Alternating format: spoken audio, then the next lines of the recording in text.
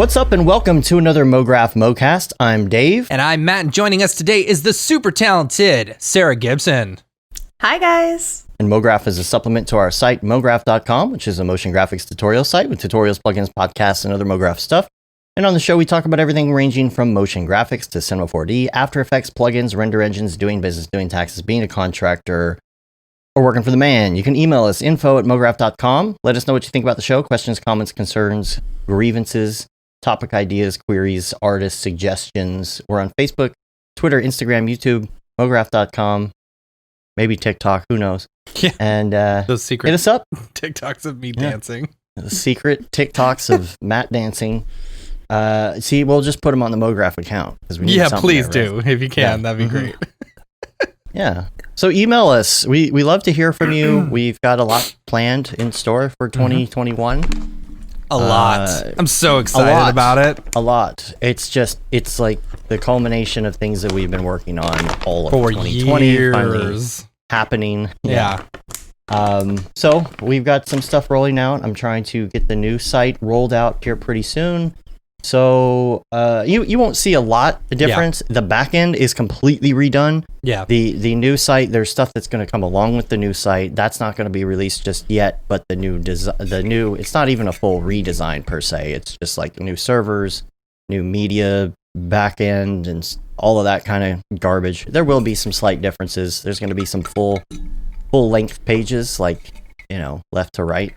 Things like that you'll notice, but we'll be adding quite a lot of stuff this year based on that new layout, including the front page is going to have a video now that features animations from Mograph community members, people who are in our Slack and friends and things. And I know we did kind of a call out for that at one point, said send us your renders, and of course we're going to credit you on there, but we just want to have stuff from the community, what people are creating. So if you want to send that to us, info@mograph.com, send that over. This is kind of like the last call out for that because I have to build that little video reel to go onto the new site this week. So send that on over as quick as you can. So that is the first thing I have on this week's wrap up, so to speak. We need a name for this week. Week wrap up. Something cool. I like it. It's perfect. Week wrap up. In the week wrap up. Boring. That's boring. Nah. But I don't know. The only other thing that I did have, because it's the holidays and it's kind of slow, might be a short show. Yeah. Is that Aaron left Red Giant? Yeah, that's so sad. It's so sad. I don't know. He didn't really say why or anything. We were looking on Twitter, looking for like a reason. I mean, he said, did you see the, let me see if I can pull up the Twitter. Yeah, he said it wasn't a bad parting or anything on Twitter. He was talking about there's things he wants to do and whatnot, which makes sense. Yeah. Mm-hmm. Oh. But other than that, there wasn't really much explanation. Hopefully we still see him at the events, Yeah. Because I feel like he's a big part of this community, has been for a really long time, and it would be sad to see him just completely, be gone. Yeah. Yeah, so we're going to have to make sure we find him at these meetups now, or hit him up and be like, you better be there. Yeah. So we wish him the best on that. Absolutely. And can't wait to see what's in store. And no real render updates or anything like that from Octane or Redshift. I mean, they released this week. I don't know. What was it, 2020.R5 release candidate 5 last week, I think. For Octane. Oh yeah, for C4D. And the C4D. Yeah, but it's kind of it is a release candidate though. I don't know if it's something you really want to install. I use the release candidates all the time. Yeah, no problems with them or anything. Sometimes I do. Yeah. Sometimes I have problems with them. Yeah, I'm just holding out a little bit longer. Yeah, 2020.2 like release candidate 5 was the other day. I do have R20. I'm full on R23 now. Yeah, I am as well. Even though I it's so stupid. Like, we got these 3090s at the end of our big job, and I haven't had a chance to use them yet. I'm so sad. Yeah. Well, I can't build my next Frankenstein computer out of spare parts until I get my next 3090. So I've just been and Best Buy's been so dumb about it. It's like we'll get a notification that it's that there's one available, and so you go on there, you add it to the cart, and then it's like, oh, you have to pick it up, and there's nothing available within 250 miles. It's like, so why are you giving me the option to add it to my cart? Right. Okay, expand the radius to 1,000 miles. I can't do that. No. All right. They can't. The whole thing is they turn it off because they don't want scalpers getting it sent to them, marking up the price. But how are you supposed to get one then? Right. Because they're never available in your area. So like if they're not in Dallas proper, can't get one. Yeah. You have to just happen to be at a good, I don't know, maybe New York or LA or something. I don't know how they do all that, but there's nowhere else. I noticed Damon Milstead's comment, the same thing that we were talking about, is with Walmart, you can get an alert on Hot Stock for Walmart as well, but we turn those off because it's all scalpers reselling. $3,000. Yeah, it's all scalpers reselling them. You can resell on Walmart like you would on like eBay or something. So Sarah, that's my wife in the chat. She says my son loves your last name because it's the same. His name is Gibson. Oh, really? Oh, okay. It's like Wheel of Fortune before and after. Right? So that's really all I have for this week and for anything else going on. It's, again, kind of always a slow week. It's the week after Christmas. So we never really have a lot of news. We will have an article coming out tomorrow on Mograph.com. You can check that out, assuming that I get some of this stuff working and whatnot. Sorry, everybody. I know, I'm just as excited about the article. It's going to be great. I guess the mailman is here. I don't know. Oh, okay. What's your dog's name again? Opie. He's a Opie, bloodhound lab. Yeah. Just turned 6. Saw him on the stream the other night. Yes. Yeah. Yeah. While you were away, Matt got to meet him. I had him come up. And, okay. Yeah. My when I was growing up, Andy Griffith's show was still around, and people used to tell me that I looked like Opie. So my uncles and my dad would always call me Opie. I was like, I don't know who this is. I actually didn't name Opie. He came with the name. I got him when he was 3 months old, and I'm like, it suits you, so we're just gonna stick with it. Yeah. Yeah, so we were on the stream the other night on Winbush's Twitch stream, playing video games and things. Yeah, y'all started that way too Saturday. late. I was like all on board to play, and then you didn't start until like 10 o'clock, and I'm like, y'all, that's typically when it starts. There is no way I am going to go into my office, set up all my streaming stuff, and then come join. Yeah. That's too much work. Yeah, it always starts at like 10 o'clock, sometimes maybe like 11 our time, because that's, we're 2 hours behind Winbush, so. Yeah. He has to kind of get or done ahead. for the day. We're ahead of him. He's behind us. Yeah. Opposite of what I said. Sorry. So it's always like, oh, we're going to start streaming around 9 our time, and then like you get the link about 9:30. People start filing on. Yeah. We don't go live until like 10 something. And then our Halo friends start texting us, hey, you want to play some Halo? Yeah. And we're torn. I never get the link until after it's already like streaming. Like it's always like it's on Twitch, and then it's like, hey, Sarah, join. Here's the link. And I'm like, okay. Let me switch over from whatever else I was doing or watching. Yeah. Yeah, but everybody join us on that. I'll try to put a link to that in the show notes as well, to Winbush's Twitch. It's a lot of fun. Check that out. Yeah. It's very relaxed. It's not like a show. It's not like a show. Yeah. It's just people hanging out, talking. Yep. Yeah. And fun. drinking. Usually drinking. Cool. Drinking. Or other things. You never know. Yeah. Yeah. Dropping acid. Candy flipping. Can you imagine, like... Oh, gosh. Dave, why are you in last place? I don't know what's going on, guys. Just the colors, man. You see the colors? The colors, you children. See the textures on this, man? Nice. No, it'd be more like, why are you in last place? You ever played Mario Kart? Oh, we. Yeah. With that, it would be more like, why are you in last place, Dave? Oh, broccoli. What? It would be something completely off the wall. Oh, man. That's funny. So, anywho, Sarah, we're going to talk about you now. Okay. let's start from the beginning because we haven't known each other that long. Mm-hmm. I don't believe we've met in person ever, have we? Nope.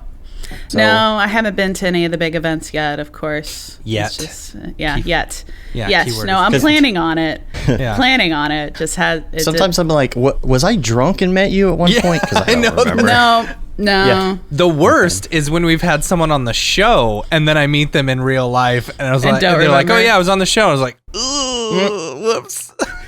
And you're like, was I drunk on the Was show? I drunk on the show? Yeah.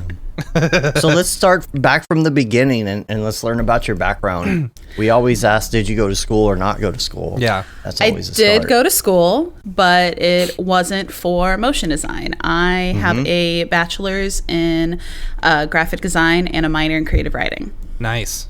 That's a good Yeah. combo. I think that Thank I you. feel like that's a good combo, especially then moving into motion design.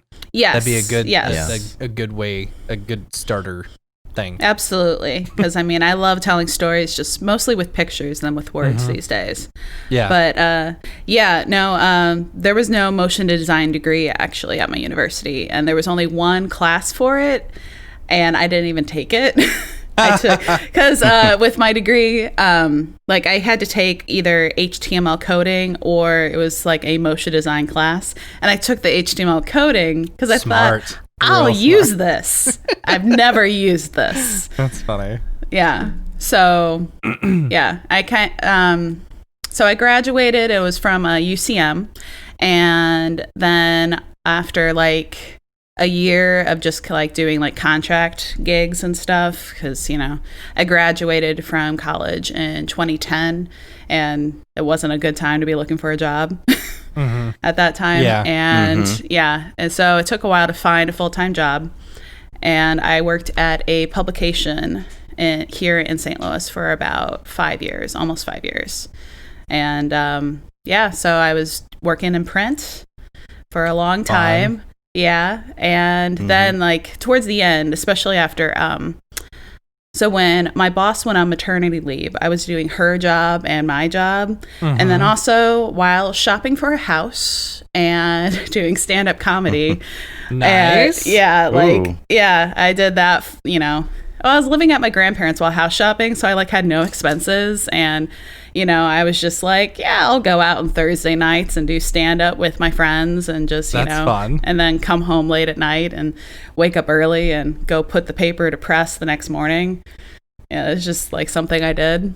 It's crazy. Burning the candle at both ends, basically. Yeah. Yeah. And so that was all happening. And I was like, man, this job is too easy now. Like I could just like do it in my sleep, basically. Like, it wasn't challenging for me. So I started looking for a new job. And then I made a really simple animation for my new website while I was job hunting because, I needed to have a website. Of course. Redid my resume, like the whole thing. Like made myself like a logo kind of thing. You got to do all that stuff. Of course. And Yeah. so I was like, wow, that was really fun. So when I got an interview at this health supplement company called Relive, I talked about that in my interview. And at the time, Brian Singler was there. He's now a colorist at Burton Strobey Studios here in St. Louis. Cool. He actually did the color for that Die Hard, like AutoZone. Was it AutoZone? It was one of the like car parts stores or something. The Die Hard commercial that just came out recently, he did the color for that. But he was at Relive with me, and he was really excited that I was interested in learning more animation, motion design stuff. So after I got the job at Relive, he was very supportive of me learning more, and I did a animation just in my spare time at work.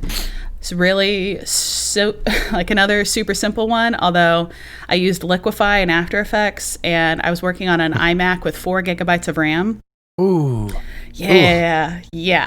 Oh, it was painful, to say the least, to get it done. But after I did it, I showed it to my boss, and I, pitched the idea of doing animations like that for their social media, and it just got so much more engagement than the stills that we were putting out that I kind of built the role into my role as like part of it that I started doing animations. I took a couple After Effects classes at STLCC, which is a community college here. They do like 1 day courses. So I took like 2 days of After Effects. The first class, it was like I already kind of knew everything from what I had taught myself. Yeah. And then the second one, I learned a couple new tricks. But each one, there was only like, 2 or 3 students and counting myself. So it was like really nice. Like the professor, that's like good. the first Super class. hands-on, yeah. Yeah, like the professor just sat in between me and the other girl and, just like went through everything and was just looking at her screens and like, okay, yeah, that looks good. Cool. And then, and after that, Relive, then they also paid for me to take the Grayscale Gorilla Cinema 4D class with David Broder was my professor. And that's actually where I learned all the animation principles. And after that class, I made my first reel. Nice. And Vidzu was hiring, and I landed the gig. And I was there for almost 3 years, and now I'm freelance. So that is my long, winding story. And Mitch Myers was there, right? Yes, he was. When you were, And was there any overlap, or did he leave basically right when you got there? There was no overlap, but he was there for my first interview. Vidzu is very different in the way they interview everyone. The team interviews the team, basically. So my first interview, I had like a short interview with the creative director and the, at that time, he was the vice president. Now he's the president, I believe. But I had a short interview with them, and then I was taken to the meeting room where it was like everybody. And Vidzu isn't that big. It's like 10 people. But so then like everyone was in there, and Mitch was in there, and they just all would ask me questions, kind of get an idea for the personality, because it's not just can you do the job, it's also are you a good fit for the team, which I really liked, because when I was leaving Relive, I wasn't even involved in the interview process for who would replace me. It was just, and I mean, most places are like that, but I really liked being involved, because I care about whatever company I work for, and I want to make sure that when I leave that there's someone who can do what I do, kind of thing. Yeah. So, but yeah, after my interview, Mitch messaged me on Instagram, and he was like, great interview. So I was like, whew, okay. That's good. I did a good job. Because, it's always nerve-wracking being in that interview and trying to make sure I'm making eye contact with you and talking to you. Gosh, I hate interviewing. I hate it. Yeah.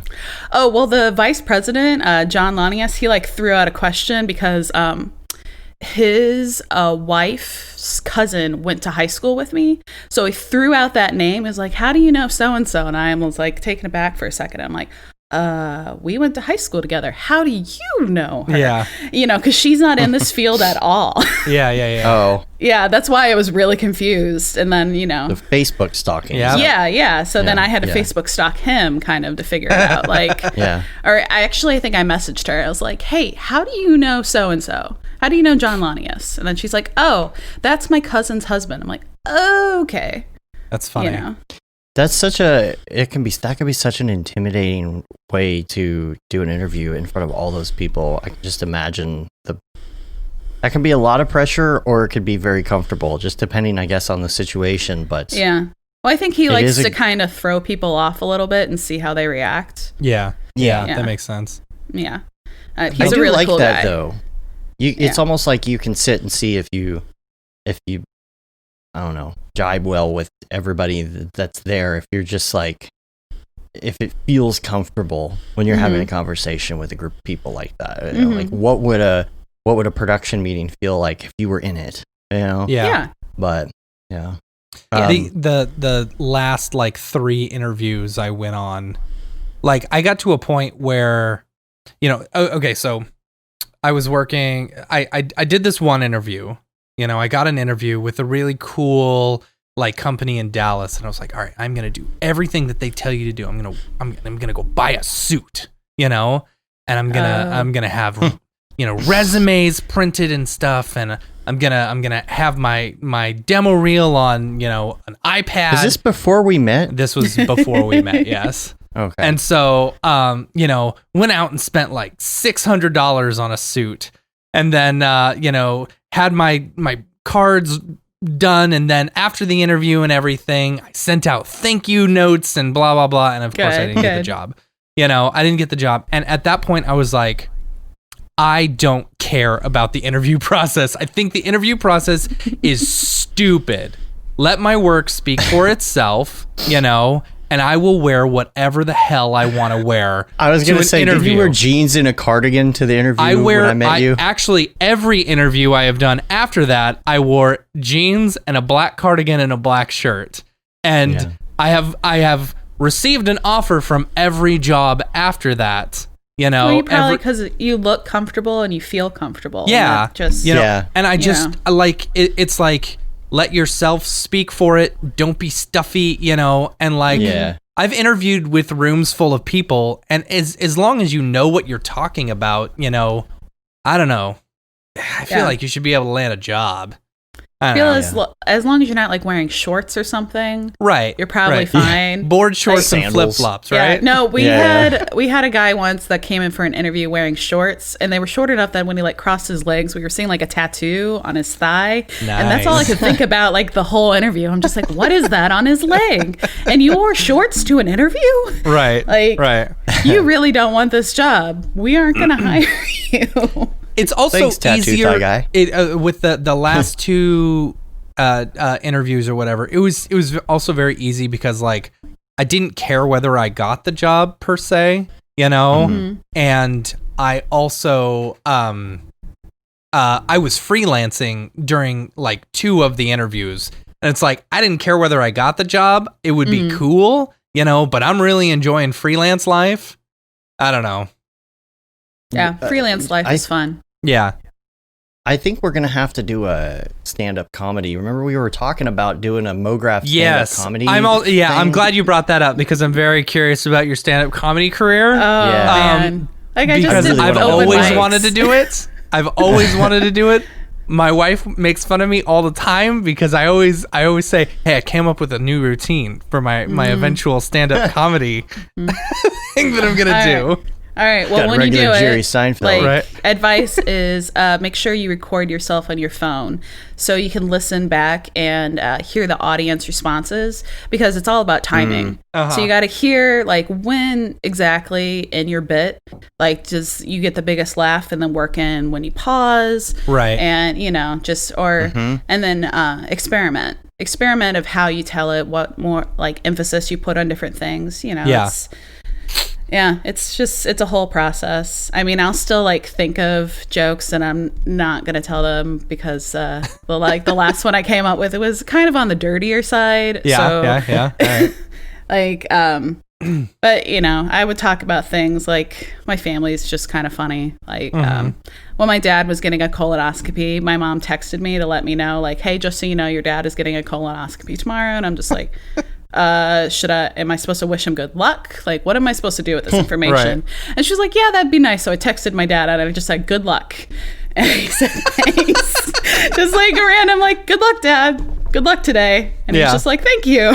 It's like, this is the weirdest conversation I'm having right now. I know. I always thought it would be fun to give it a try. What, not a colonoscopy? Yeah. It's like a colonoscopy. There you go. There's the bell. Yep. There you go. Yeah. But I would love to do that. We talked about maybe like at in Vegas or something. Yeah. At some point having a night where we all kind of like write some stuff. I think wasn't Billy Chitkin all for it or something? Yeah. He was like, yeah. I mean, that sounds fun to me. Yeah. I think it would be fun. Yeah, it would be good fun. At it, but. Yeah, I really miss going out on my buddy's bar. They would have open mics on Thursday nights, and I'm like, man, especially now that I'm freelance, I could totally like go out on a Thursday night and not have to worry about getting up super early the next day. That I can just I'm my own boss, rearrange my schedule a little bit. But yeah. COVID. So COVID, right? Yeah. But COVID, yeah. though. But Yeah, but COVID though.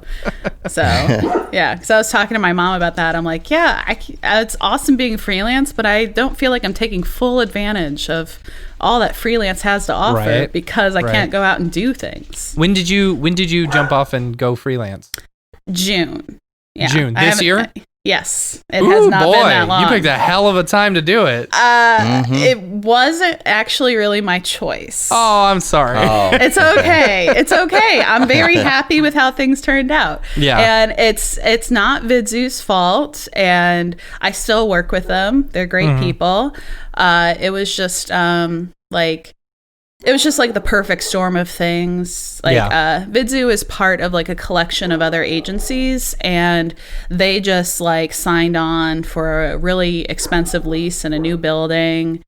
So and completely redid the whole thing. Yeah. Like the whole floor and a half of this building downtown St. Louis. So, I mean, the parking was more expensive. The building is more expensive, and I was there for like maybe a month or so before we then all worked from home again because of COVID. Yeah. But, so it was like the perfect storm of things, and especially since most of the other agencies are event related. That's how their money comes in. So it was just like a cut everywhere. And at first it was going to happen in April. And so like, I remember that meeting and just like hearing the list of who was going to be staying on and who, and they, cause that's how they did it. It was just like, these are the people that are still going to stay on salary. Or stay, and the rest of you are going to have to like just go freelance.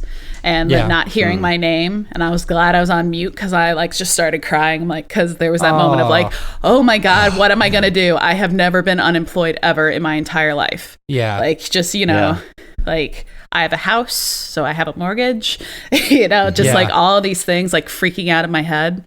So I like took a day to like be upset. And then the next day, I'm like, okay, I got to build a new website because my website had gone away because it was hosted with Adobe, and then they took that thing away. And then, so I'm like, all right, I got to build a new website. I got to make a new reel. It's been like 3 years since I made a reel because, and just like, I was all ready to go. And then like a week later, they're like, actually, we just got money from the government, so we're going to keep you guys all on, but we're going to cut your salary. So during that time, so I wasn't making as much as I used to, but it was still fine. I was still and I was saving money not having to drive to work every day. Even though it's like my commute is like 30 minutes and I don't even get on an interstate. It's just, just straight up downtown because I'm in South City.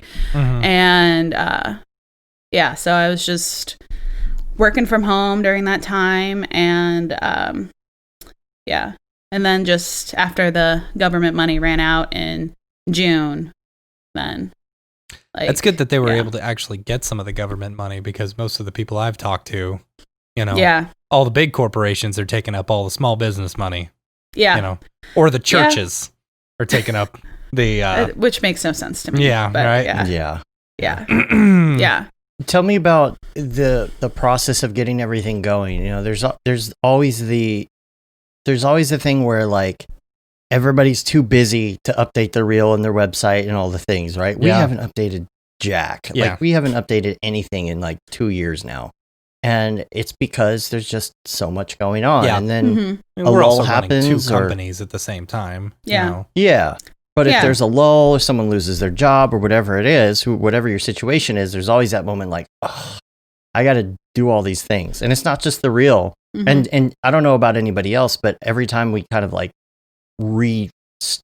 revamp everything, it's like just scratch the website and start over. Do you think that it's better to keep that stuff up to date or just kind of post and then maybe just revamp it later? Because the way that everybody works now, it's like, oh, I'm gonna go check out that Instagram and check out that Twitter. Are people even checking this? In hindsight, would you have rather had the website updated, or are you perfectly okay with the way it happened? Like starting over. I'm perfectly okay with it because I mean, I made the choice to just like let my website go away because I was also like, I've got Creative Cloud through work. I mean, since I was at a studio, I wasn't freelancing at all because, you're not allowed to do that when you work for a studio, at least the one I worked for. I'm assuming it's the same with the others because, many. So, I mean, I didn't need Creative Cloud at the time because I had my work account. So if I needed to do something at home, I could just use my work account, when I would do, I always do the invitations for my grade school's dinner auction because if I don't, they're going to look terrible. Yeah. Well, my mom is a teacher there still. So I still am connected. And, not this past year, but the year before, I actually did like a 3D animation, and I had plans to do a really cool one for this year, but then COVID, so the dinner auction didn't happen. So I'll probably do that for this next year, maybe. But so I was perfectly fine with just building a website. I used Squarespace because Squarespace is easy. It's so much easier. Like first I was going to WordPress it, and then I'm just like, this is annoying the shit out of me. Yeah. So I'm not going to do this. Building websites is not my favorite thing. So I like working with Squarespace because it's just okay. And I built it. It looks good. It doesn't need to have all these bells and whistles because it's just me. Like I don't need like all sorts of fancy stuff. Like your guys' site is fancy.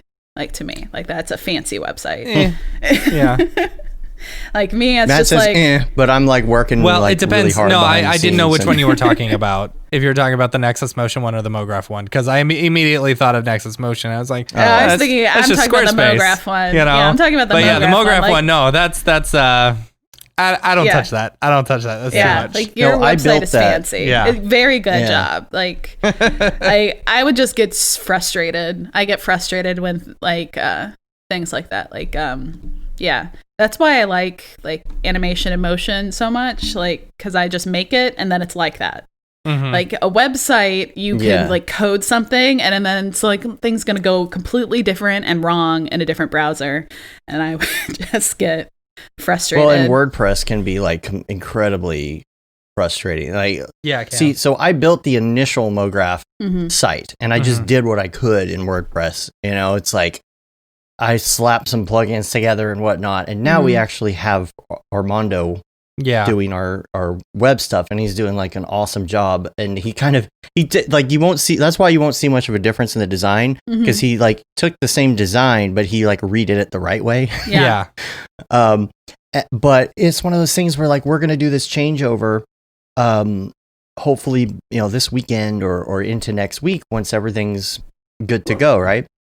Well, in the meantime, like we have to set up the new site. So anything that you do on the old site has to be updated on the new site because it's this weird transition period. So I go to post that article that's going to come out tomorrow, and there's one plugin that I can't update like the metadata for the article to have the little subtitle when you paste it into like Facebook or a browser or something.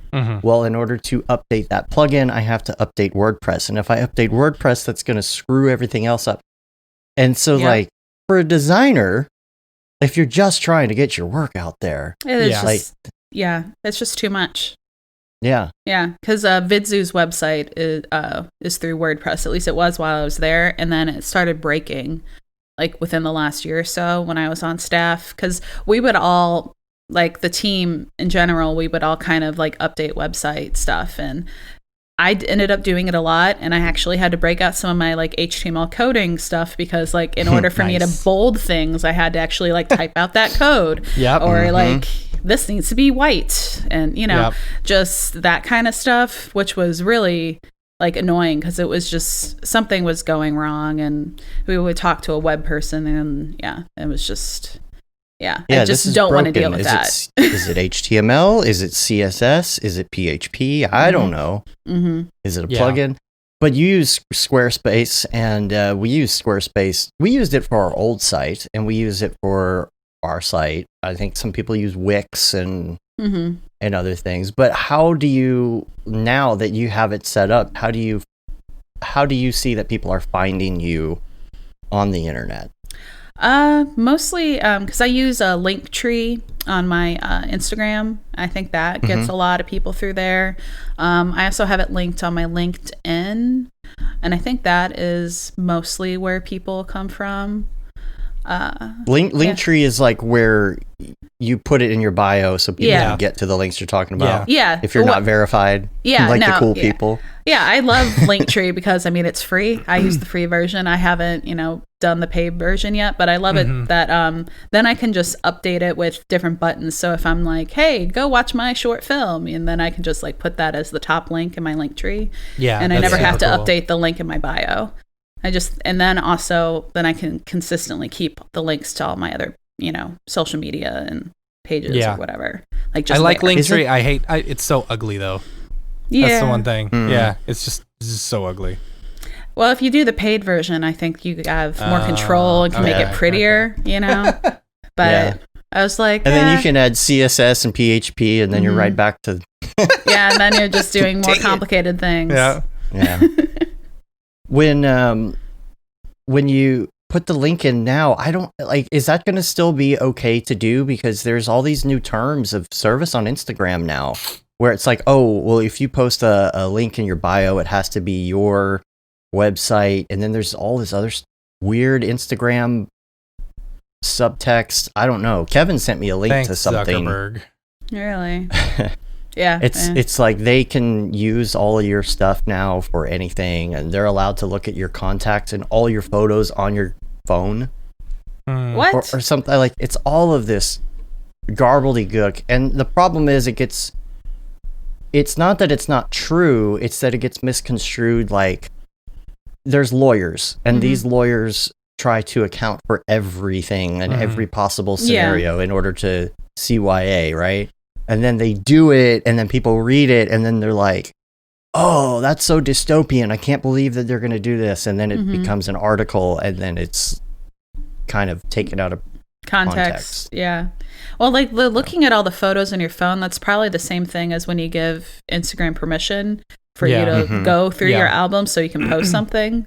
Yeah. So hopefully that doesn't mean anything else, because that's weird. You never know. Yeah, I know. You never know. Yeah. It could be like the South Park episode where like you accepted the terms and conditions, and now you're going to be this, you're going to be part of the human sent to iPad thing. Like, so most people are getting to you through that. Then is that? Yeah, I'd say so. I mean, I was just like super fast about building a website, putting a reel together, getting it out. Like I did it all within a week. That's good. Like I'm just like, it was like, just I need to do this to survive. And then talking to my brother, my brother built my computer for me because I was working on my Vidzu workstation. I had brought that home. And because I already had a workspace set up at home since we had to work from home for a few days while we were moving offices. So it was kind of funny that I was working from home, and I'm like, okay. And then I went to the some office. Of the parts, right? Yeah, basically. Well, it was just, and then no, I didn't do that. Oh man, no. No, I like sent my brother the specs for my work computer, like my Vidzu computer, like this is what I'm working on. And I sent him from like what I was thinking of buying from Box. I sent him that, and then he took that and then built me a computer. That's cool. That's very That's cool. a good way to go. Yeah, he's going to be building me a new one next year. So then I'm going to be trying to get my hands on some 3090s. Yeah. Cross my fingers. Good luck. How is the freelance world like have you felt like you've been much more successful moving into freelance? Yes. Yeah, so like it's almost like a blessing in disguise. And that's one reason why I really love our industry. It's like, okay, you don't like your studio job? Cool. At least you can still go freelance. It's not like you're ever we will never be out of a job. That's the thing. People will always need motion. People will always need video. People will always need this stuff. It will always be around unless aliens take over and That's Well, kind if of you're a worst case waiter- scenario. If you're a waiter at a restaurant Yeah. and you lose your job, you can't just go freelance wait tables. Right. That's true.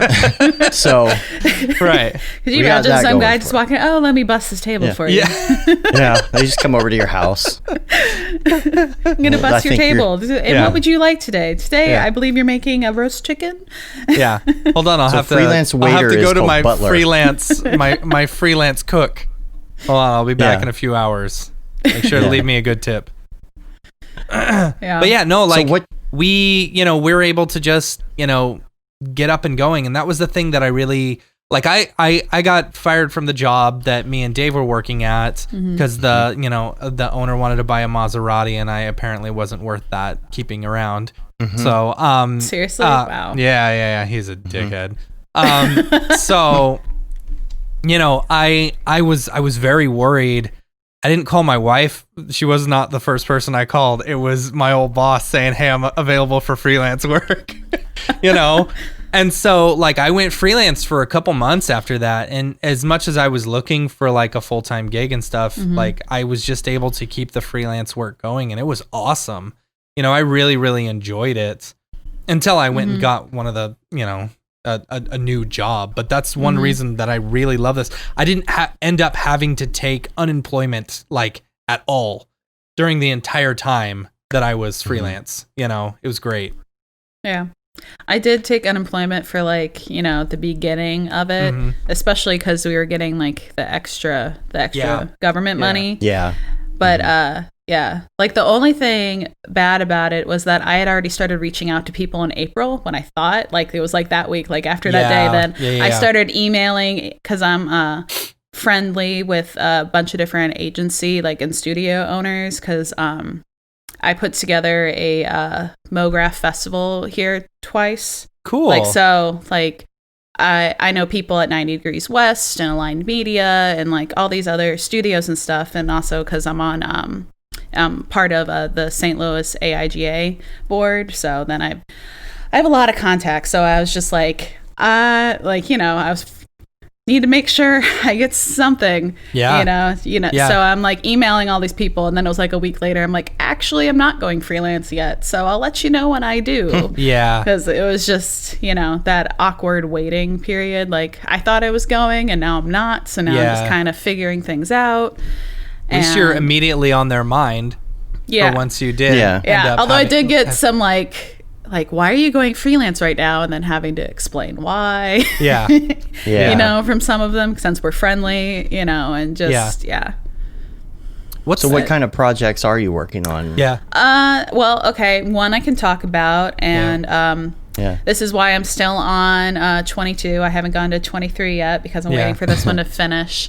I'm doing these very simple 3D animations. This is not a real piece. This is just For the meal. Yep, This is for the this meal. is a meal, not a reel. And this is for touchless bathrooms and airplanes. Oh. So yeah. It was really funny because the week you guys asked me to be on here, like the day before, I was modeling a toilet.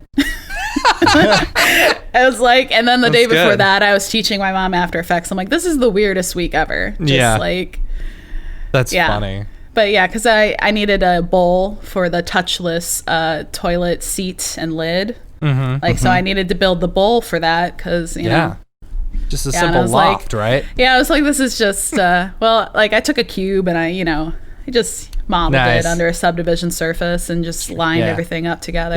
Yeah.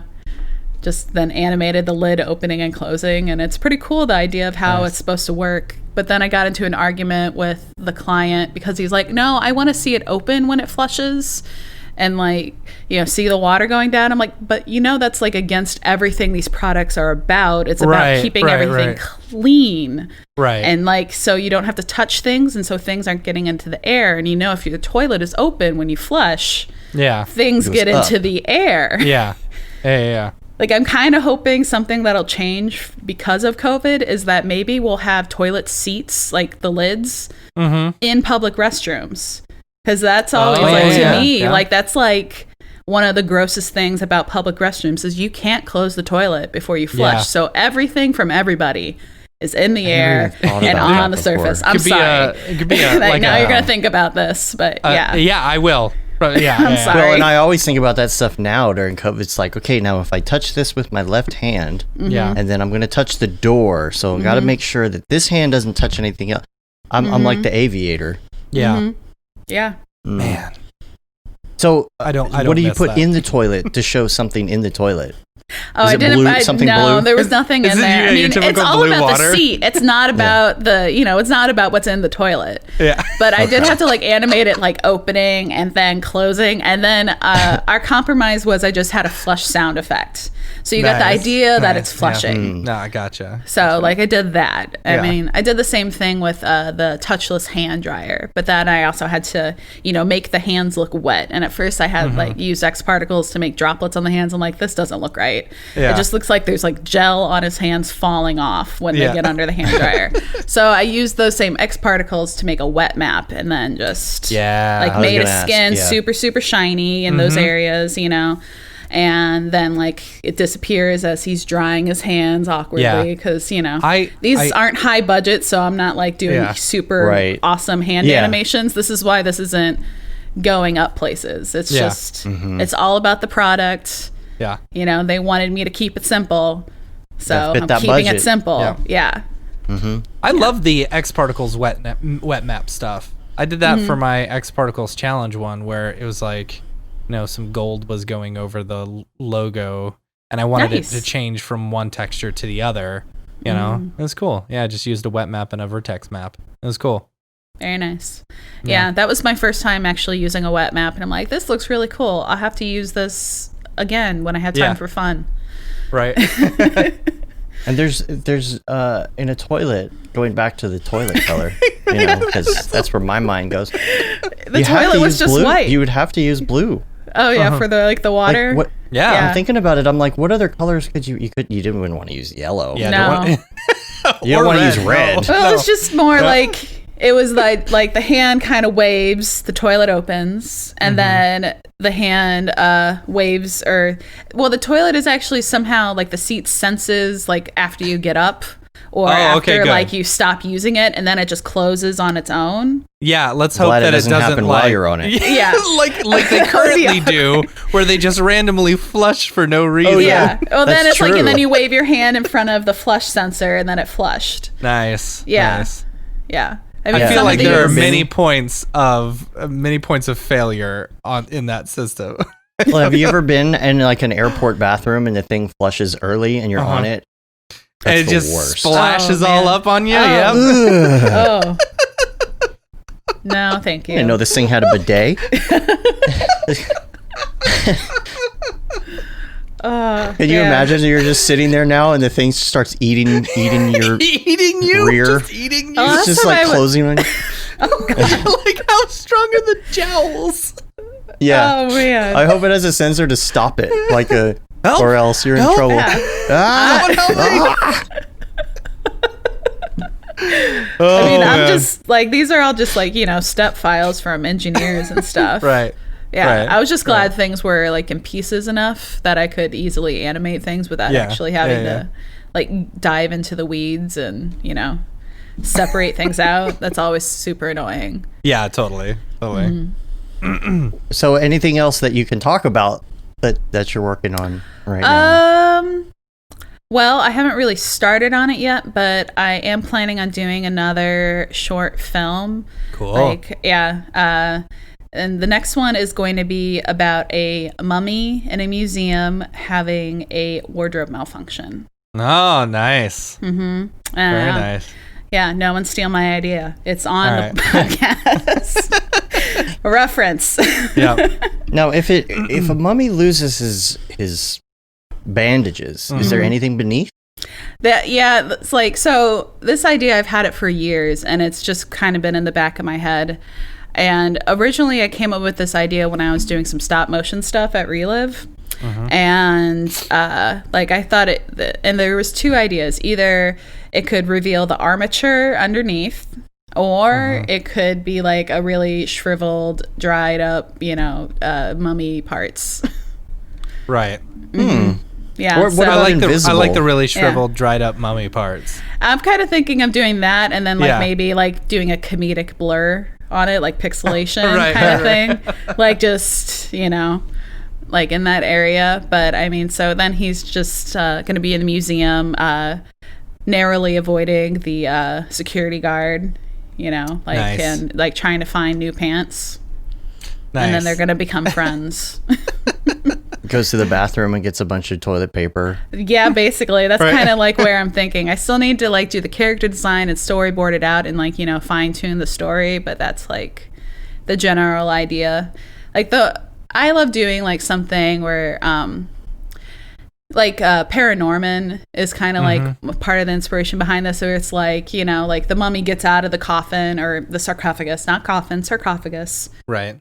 Word, and is like all scary, but then his bandage gets caught, and then he like gets like the wardrobe malfunction happens, and then he's embarrassed, so it goes from like scary mummy to comedic mummy. Right. And I like doing that kind of stuff. Yeah. I got an idea for you. Oh yeah. Oh. He goes into the bathroom and the bandage kind of falls into the toilet and the auto flush kicks in. Starts spinning him around. And that's how he after loses he gets it. up, he's really got to go to the bathroom. Right. And after that, and he long walks out sleep- of the bathroom and he's got like a piece of toilet paper hanging from his foot as he's walking around. Also, like, I kind of want to do something like with a suit of armor, and he's like considering the bottom part of the armor as pants. Can you imagine you go into like a museum to check out like a mummy and he's wearing Dockers? I'm also considering maybe the security guard will give him his pants. And then Right. the security Yeah, guard yeah, just that'd be ends up good. in like, heart boxers or something. Right. Classic cartoon underwear. Right. You got That's anything funny. in like you got any cords in a boot cut? Oh, that's funny. He's like not satisfied. Yeah, Oh, I like yeah. that. I love that idea of like you've got toilet paper on your foot. Actually, you got toilet paper everywhere. Well, maybe like he'll get some toilet paper, but what if he accidentally like gets wet or something, and then he's just like, Right. and his new bandages quote dissolve. Yeah. Or get yeah, a yeah. Do wet Dookie. maps on the toilet paper. Right. Oh man. One of the things is like, especially after doing the sea monster short, I'm like, next short, no liquid simulations, or at least very Right. little liquid Right. simulations. Right, No more right. splashes and stuff. Like the splash at the end of mine is not as big as I wanted it, but I was like, I need this done for my presentation, and like, this is it. This is it. It's done. I'm done. Yeah. Does You that, know? do you find that ever hinders your creativity in general? Anything like that? It's like because if I sit down to try and write something and I want it this is what the story needs to be, then I'll think about what is going to be like required to pull that off. Yeah, And I'm like, yeah, let's yeah. not write it that way. Yeah. It kind of sucks that you have to change that. Yeah, 'Cause it's like- sometimes. Yeah. I mean, the if you look at the page on my website for Hook for the short film, it's it did change from my original storyboard, mostly because my friend Nick, who's Knox Art on Instagram, he's a really talented 3D like modeler, illustrator. He uses ZBrush and he uses Cinema 4D too, and he'll ask me questions, but he's over in Germany. But like he's a person that a lot of times, like when I do a new reel or when I do any sort of personal project, I get opinions from him. And so he's a good friend of mine. And I showed him like the first rough animation for Hook, and he's like, but this doesn't make sense, like the boat just goes down. I'm like, well, I kind of saw it as almost like the sea monster like grabbed the boat somehow from underneath and pulled it down, but he didn't think that like worked or made sense enough, so I switched it to CC, the sea serpent, hitting the boat, and then it flips over and sinks that way. Nice. Yeah. Yeah. Although when I showed the short to my mom, she was so concerned about Seamus the fisherman. Like I have character names for everybody. She's like, "Where'd he go? Is he okay?" I'm like, "Well, it's kind of open-ended, Mom, but in my head, he's dead." And she's like, "Oh my god." It's like the video of like the parents when you're trying to show them a meme Right. and they're just asking you about who is that? Who's that person Yeah. in this? Do you know And this what person? Are they? Where are? Yeah. Do you know that person? Where are they? Like, Oh, no, man. just go with it. Yeah. I have funny exchanges with my mom. Like in the beginning of COVID, she was all like concerned about me dying. And so she would just like text me every day, like making sure I'm okay. Like, and so it got to the point where I just started sending her gifts of John Travolta from Saturday Night Fever and Staying Alive. So I just started sending her like every time she'd ask like, "Are you alive?" I'd be like, "Yep," just John Travolta gif. Just for a while, that was a thing. I was just sending her gifts of John Travolta. Then you get you get sick, and she asks if you're alive, and you send her the confused Travolta. You know. Yeah, that would be. She's calmed down now. She's fine. That's but good. yeah, like in the beginning of COVID, she was very, very concerned about like me, I guess, because I'm in St. Louis, so more people and Mom, I've just been sitting at my desk for the last. I know, it's like, where do you think I go? Yeah. I have my groceries delivered. Like really, like it's the club. the club. I was out at the club, Mom. Oh man. Oh, that's good. It's all a hoax. What are you talking about? Yeah. I wanted to talk about 3D printing a little bit. Yeah. Because I saw I just saw something last night, I think on Instagram. Yeah. I got it right here. Build your own 3D printer? Yeah. So it was a kit. Basically, like I backed it on Kickstarter and I knew I was going to have to assemble pieces, but I had to assemble everything. Yeah. Like it was like literally just here's all the pieces and here's a link to the instructions. They didn't even print out the instructions. And it's just been a pain in the ass because like I'm proud of myself for doing it, but at the same time, like when I'm putting something together, it's like whether it's me installing a doggy door in a door or something, like if it's not working out, I get grumpy. Yeah. Like if things are annoying me, I just get grumpy. And it's just like, so it came in the mail like right when I was starting on a big project and I'm like, I can't open this box until after this big project is over because once I open it, like this is all I'm going to want to do. So it was kind of like had to ignore it. So it was like a month after I got it that I finally started putting it together. And then buried in the instructions online, it was like, oh, by the way, there was a mistake with the manufacturer and the cords that basically go to the hot end where the filament comes out were too short. And they buried that in the instructions. I'm like, cool. So now I have to order new parts and they're going to come from China. So that's going to take weeks. Yeah. So I'm super annoyed that I started building it and then I had to stop. Yeah. They were like, wait, why wouldn't they send you? Yeah. Why wouldn't they rectify that before they sent it? I don't know. There's been a lot of like stop and go with, that's why it's like, it took me almost like all summer to print this little test print here. Yeah. Wow. So so I mean, I was annoyed that they didn't even just like send an email. Like, okay, you don't have enough time to fix this before you send them out, but you're assuming that everyone's checking this, like reading through the entire instruction booklet before. Like they should have just sent out the missing parts. Yeah. I mean, it was like $5. It was $5. The kit? No, like the part. Oh, it was like $5. The replacement part. It was like $5, and they were like, "Well, you can still use it. You just have to adjust your Z height, I think, because of how short the cords were." And I'm like, if I'm doing this, I'm gonna do it right. I'm not gonna like put it all together and then have to redo something. That's no. So I had it partially built and had to stop and wait for the part. I got that part, and then I had trouble mapping my print surface and did some research, and then I had to have my uncle 3D print a piece for me to use to fix my 3D printer. That's funny. Yeah, so luckily I have an uncle with a 3D printer. And then after that, and so then right like after I'm testing it out again. I've mapped the print surface successfully. I am now extruding materials. And then like right before I'm going to test the heat bed, one of the power cords stops working. Oh, geez. Like it breaks.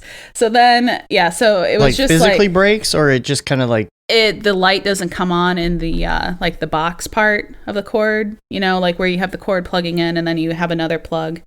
I don't know what that's called. I'm not an electrician. It's like but, a little module or something. Yeah, like that box. Okay. Like the light isn't even coming on in that. Also, like this kit came from the UK, and so the cords are different, but they sent me adapters. But then like the adapters are kind of loose. Like you plug it in and it doesn't really want to plug in. Like there is definitely times where I've accidentally like touched it and then it came out.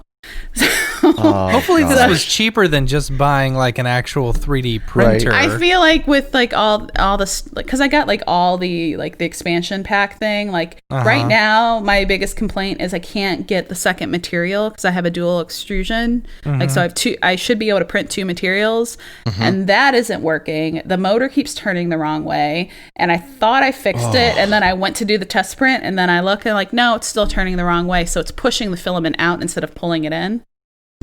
And I keep having to trying to adjust things in the firmware, and it's so you couldn't just like reverse polarity on the motor. I'm trying to, and I mean because I had to do that for the first one, and you'd think that it'd just be the next line for extruder number 1 because you got extruder 0 and then extruder 1.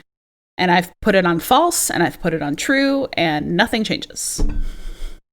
Weird. And I know definitely something changes because I accidentally changed the first one the first time, and then it wasn't working because it was pushing it out instead of pulling it in. So I know it does things, but it's not doing what I want it to do. So maybe I'll only be able to print with one material. But at least now it's printing, and I've ordered another power cord, the same as the one I've gotten, because I assume the other one's going to break at some point. Yeah. And also just at least this one, when I plug it in, it stays plugged in. But it's... Yeah. What was the cost for this? I want to say... maybe like... It was probably around like 500, probably, with all the stuff. Well, also because I got a bunch of different kinds of filament too. And, And it's one of those things where you have to judge, like, is it going to be worth putting together? It's like 500 is a lot, and you can definitely buy a mid-range printer for that much, but the $500 put together yourself one might actually do a lot more. Gotta weigh that. Like, I have a Elecraft KX3 radio, shortwave radio, and I put, and I put it together because it's like, okay, you can buy this for $800 and put it together yourself, or you could buy it built for $1,300. And I was like, that's a significant amount for just putting some stuff together. So I looked it up and I got it, and it was a lot of work to put together. I didn't have to solder anything. That was kind of like one of the big points, whether or not you'd have to solder, but I didn't have to solder anything, and it was not bad. But you do have to kind of judge, like, if you're putting something together yourself, is it worth the extra money or not? I didn't have to solder anything, but there was a lot of things like, this is the most delicate part, and make sure you like don't have any sort of static electricity while you're plugging these things into the board. And I'm just like, you guys could have put this together. Like, why are you making me do this part when So then I'm like super nervous when I was touching it and just, putting it together. Yeah. It's because they can manufacture the pieces and throw them in a box. And basically. It doesn't work. It's your fault. Yeah. So I won't be buying a 3D printer from them ever again, but it's been a good experience. And for the part where it's like, I know how it works because I put it together. So exactly. That's kind of cool that I know exactly how it works and what motor is controlling what, and like I put all this, every tiny little piece together. And although I was super annoyed, when I went to do my first print, it messed up and scratched my printer plate, but I can buy a new one. But because it's magnetic and it detaches. But so then I had to replace my what's it called? The I'm blanking on the word, but like the point, like where it comes out, the extruder cap, whatever. Yeah, the nozzle. The nozzle. Yeah, the nozzle. So I had to replace that, and I had to get out my vice grips to pull it off of there, like to unscrew it. Ooh. Yeah, I went from my nice, like, small kind of like jewelry pliers that I've been using a lot to hold things while I'm using an Allen wrench to tighten the screws to, okay, I'm going to get out my needle nose pliers. Okay, that's not working. And then I have like an UV glove on my hand to help cushion my hand as I'm holding onto this hard metal object really tight. And I've got my vice grips, and I'm just like, okay, we finally got it off of there. Jeez. Yeah, it was. Is it one of those? There's a kit, and I don't know what the brand is. But there's a kit where you can actually build more 3D printers with your 3D printer. Yeah. Is it that one, or is No. No, this was through Kickstarter, and like even like I sent it to my uncle, and then he was just like, "Oh, I don't know. Like he basically like recommended for me to not get it, and I probably should have listened to him, but Yeah. you know, I was gonna say, it sounds like, and you just did your first print yesterday. That sounds like a lot of work just to get your first print done. Yeah, it has been a lot of work just to get my first print done, and it was just a test print, and it's this kind of janky looking red boat. Mm-hmm. What software are you using for that? Cura, and hold on, I've got it. Cura for the slicing, and then hold on, let me open up the other one. Whatever it's called. I have the icon. I have it on my desktop. And Did it Simplify 3D by any chance? No. What connects to the 3D printer and that I can control everything is Pronterface. Yeah. I haven't heard of that. So they had me download. And this is there's a lot missing, I think, in the instructions, because I had to figure out myself how to tell Pronterface that I have 2 extruders, so I can even just like try to test it. You know, and figure out like, oh, this is why my 2 material test print wasn't working, because the motor's turning the wrong way. So there's Simplify 3D, but it only works with like open source 3D printers. So you have to make sure. I mean, I don't know what you've got, but even certain brands like not SourceForge, FlashForge, the one that I have. Not even all of their models have that open.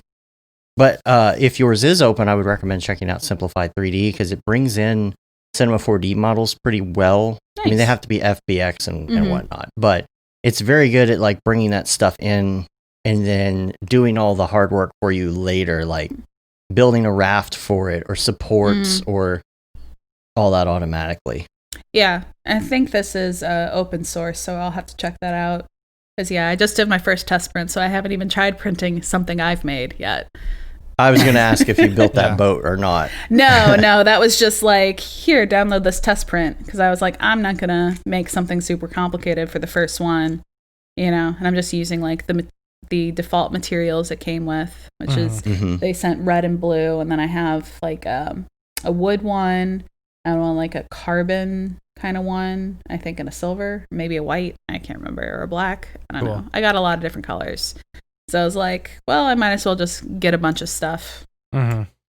Some of these printers will do soft metal. Some of them will do those like dissolvable supports and all of those things. So it's a lot of fun, and it's very hobbyist, you know. It's like none of them are like plug and play, right? Like none of them are just like, you're gonna have to deal with stuff no matter what.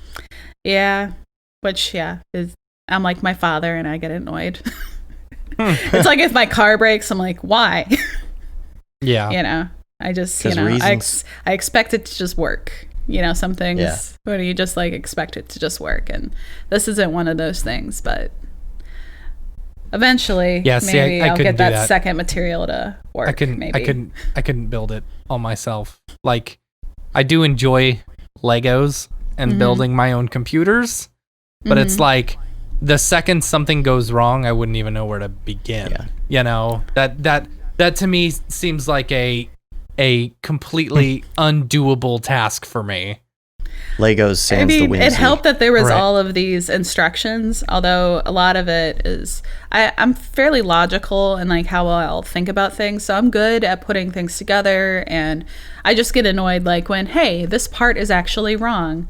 And it was like, you know, there were still things that I had to fix, because there was parts, like I needed to cut part of the connector on some cords yesterday or over the weekend because I realized, oh, this is why the LCD screen isn't working on the printer, is because I need to turn these cords the other way, which means I need to cut off this plastic thing on the side so they'll go in correctly. Jeez. I was like, thank goodness I bought a new X-Acto knife because I couldn't find my X-Acto knife. So like while I was Christmas shopping for my sister, I got myself another X-Acto knife. So Good. Very good. yeah, so it was a good thing I had that because cutting that with like one of my kitchen knives would have been difficult.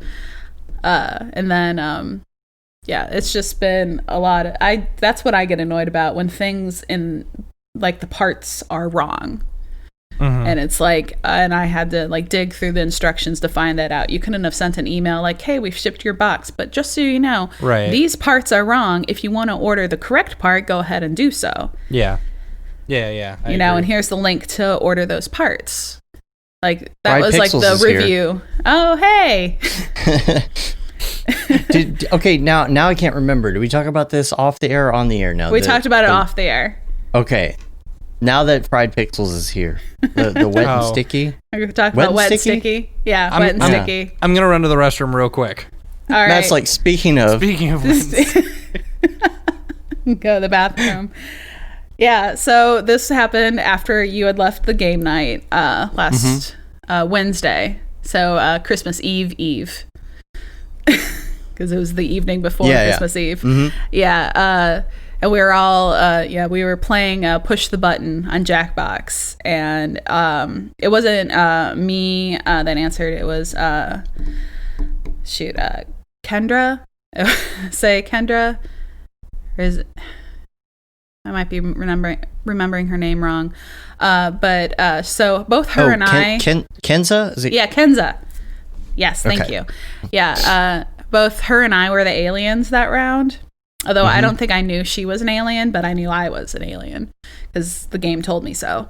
But if you haven't played Push the Button, basically, like it's like Among Us, but you're only doing like kind of like quizzes and questions, and then whoever's the aliens will get questions that are different from the humans, and their answers won't make sense. And her question, well, the human's question was, what's your favorite drink?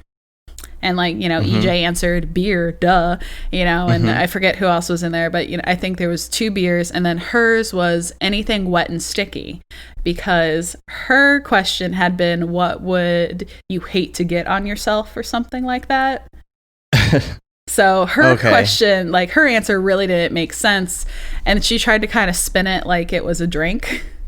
And so then we were making jokes about, you know, like, hey, can I get a wet and sticky? And like, hey, yeah, you want a wet and sticky? Yeah, let's get 2 wet and stickies. And then since I have bartender friends, you know, from my stand-up days, I was like, I'll ask my friends, like, hey, is there a drink called a wet and sticky? And the next morning, I got a response from one of them that there is one called a hot wet and sticky. And, close enough. Yeah. So then now EJ has decided that will be the official drink for NAB 2021. Like we're all just gonna go and get hot, wet, and stickies. But I tweeted out that and tagged a bunch of people, and then it started like this whole like long joke of like, I'll take 2 wet and stickies, please. I'll take 3, but can you make them holiday wet and stickies? Because you know it was Christmas Eve, and so that's why all the comments on social were about wet and sticky. Yeah. So then like the rest of the night we were making wet and sticky jokes like while we were playing the different kind of like the drawing games that we'll play that are just like ridiculous, and it's always like callbacks to earlier in the evening or some past game nights. When we do the pinball party / karaoke / limo ride next time. Yeah. At drinking NAB. hot, wet, and stickies. Hot, wet stickies. All right. Yeah. It's like our inside joke with Ariev where we call it lights, camera, lasagna. Right? Yeah. I do remember that. Camera lasagna. Yeah. We should name it that on the Slack. There's Lights, a Slack camera, I channel. did lasagna. put lights, camera, lasagna in there. A couple people. Oh, left. that's great. Yeah. It sounds like almost like a Garfield comic. Like Right? that would be like an episode. Yeah. Lights, camera, lasagna. That'll be next week. And I hate Mondays. Garfield. Dave's Links, Dave's Links, Dave's Links. Dave's Links. I've got a couple links I wanted to go to real quick before the Mograph Recommends segment. I mentioned this briefly last week in the holiday show, but we were in holiday show mode, and so it kind of got lost in there. But the Go Gorilla Filmcast, Matt and I were on, and so I wanted to put the link to that in the show notes. It was fun to sit down with them and talk. They're on the Mograph Podcast Network. Yeah. So go check that out. And there'll be a link in the show notes. It's a great show. Check it out. If we talked a bit. We've talked a bit about podcasts, and we're gonna add some podcasts to our network and things. And we're trying to find things that aren't necessarily all 100% exactly the same. Right. So it's like a lot of people, especially our friends. We have a lot of Halo friends and things, and we're always chatting offline. And a lot of these people are doing a lot of shoots, and they're into movies and film, shorts, not necessarily 100% Mograph all day, every day.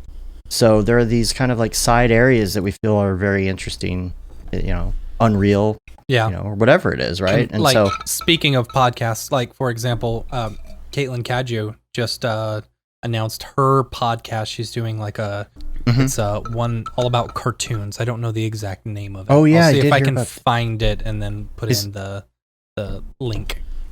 Is it going to be a live stream, or is it? I don't know. I don't think audio, it is. I think it's just audio. Yeah. So the French Monkey is starting to get into something too. Yeah. I noticed he's been posting like podcast studio and stuff. That's cool. A lot of people working on podcasts. Yeah. Right now.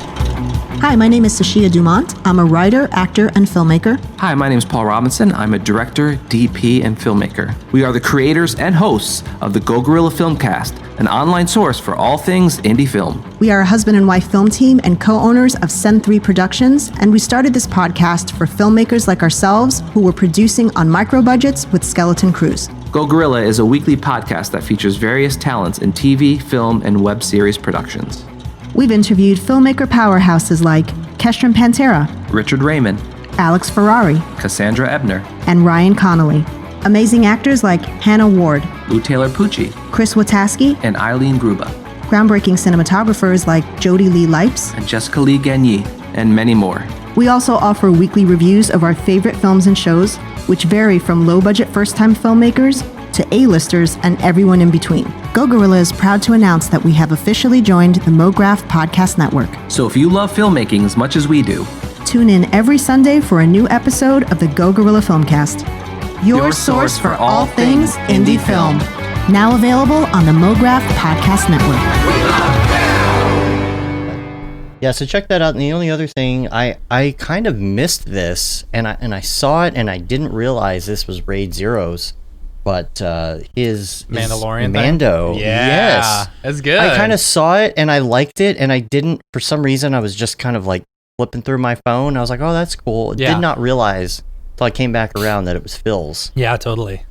Make sure you check that out.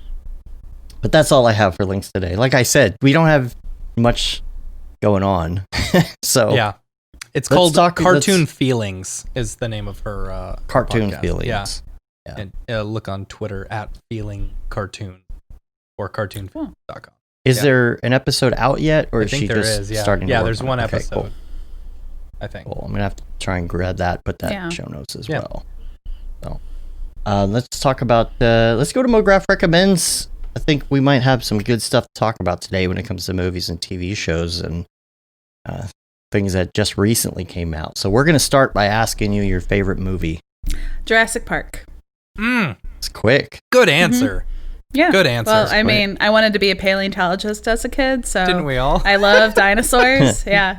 Well, I would like dig for dinosaurs in our backyard because there's like fossils around my parents' house. Not like really big ones, like like shells and snails stuff. And shells. Yeah. Which is always cool to find. But yeah, there's definitely like rocks with fossils in them. That's cool. I mean, they become part of the rock, so I guess just fossil rocks. Right. I don't know, like out around my parents' house, and yeah, as a kid, I just dig for those. So Jurassic Park, and it's just so good. It still holds up. It's just still great. It does. I love watching it. It does. Mm-hmm.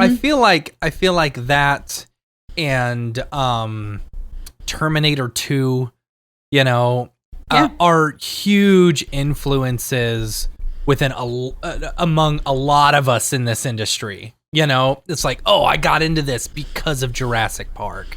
You know, Well, it's just they were so smart about, like, they didn't use, you know, VFX for everything. They did things practically as well, and I think that's why it still holds up. That it just still feels real. Like I watched it recently. Like it became part of my Halloween movie binge. Like it was like the month of October. I was just watching, you know, like horror movies and like all the Scream movies and you know, monster movies. Like, and I watched movies I'd never watched before, and then also like prepping for like my Mummy short that I mentioned. Like I watched like some old school Mummy movies, which was interesting. But then also I like critiqued them hardcore. Like you know, I was just like, I would never do that with my Mummy movie. It was just like, why does he look like he's covered in mud? He wasn't in the swamp yet. This makes no sense. Yes. Like, you know, just but yeah, I'm sorry. I see Wimbush in the chat, so hi. What up? Yeah, what up? But yeah, so Jurassic Park though, definitely like my favorite movie. Thoughts on WW84? It was fine. Like I was so excited about it because it'd just been so long, and I watched it and I'm like, it happened. It's there. Like, you know, maybe I'll watch it again. I was watching it with my family over at their house on Christmas. Like that night we watched it all together because it's my HBO Max account, and my dad is like, put on HBO, like connect to the TV through your phone, even though like I've logged into the account and set profiles up for both my sister and my mom on like their devices, but my dad doesn't have an iPhone, so he doesn't. I was like, well, it's on Mom's iPad and it's on Maggie's iPad, so you can just use one of their iPads to do it, Dad. And he's just like, I'll just wait for you to come over and we'll watch it. Okay. That's fine. Well, the first one, the biggest thing for me is that the green screen was so bad. It was overly distracting. And then I swear that this is something that nuke artists love to do. And they love to do the bloom, the overbloom, like light wraps, like super fuzzy looking. Like I swear nuke artists just like love that. And I don't know why. To me it makes it look kind of weird and almost fakeish. But the light wraps and the bad green screening on the first one is what I didn't like. It just completely distracted me. And so I haven't seen the new one, and the first thing I was like, is this going to be bad, awful green screening again? And that's all I hear from everybody is how bad the green screen is. I feel like a lot of the Warner Brothers, you know, Justice League movies, whatever, the DC like stuff, the DC stuff. Like I've heard that a lot about the DC movies, and like, but I can't speak from experience because, in all honesty, the only DC universe movie that I've seen in the past since, you know, Dark Knight was Shazam. That was the only one. I don't care about the rest. Oh, Shazam was fun. I thought Shazam was great. I saw it on a plane. I think we were coming back from Camp Mograph, and I watched that. Yeah. How was the actual story, though? My biggest, I think, critique was, why was it that he had to come back in somebody else's body? Like, you'd think that the Wish Stone would just like make him back. You know, like, if it says all powerful. Okay.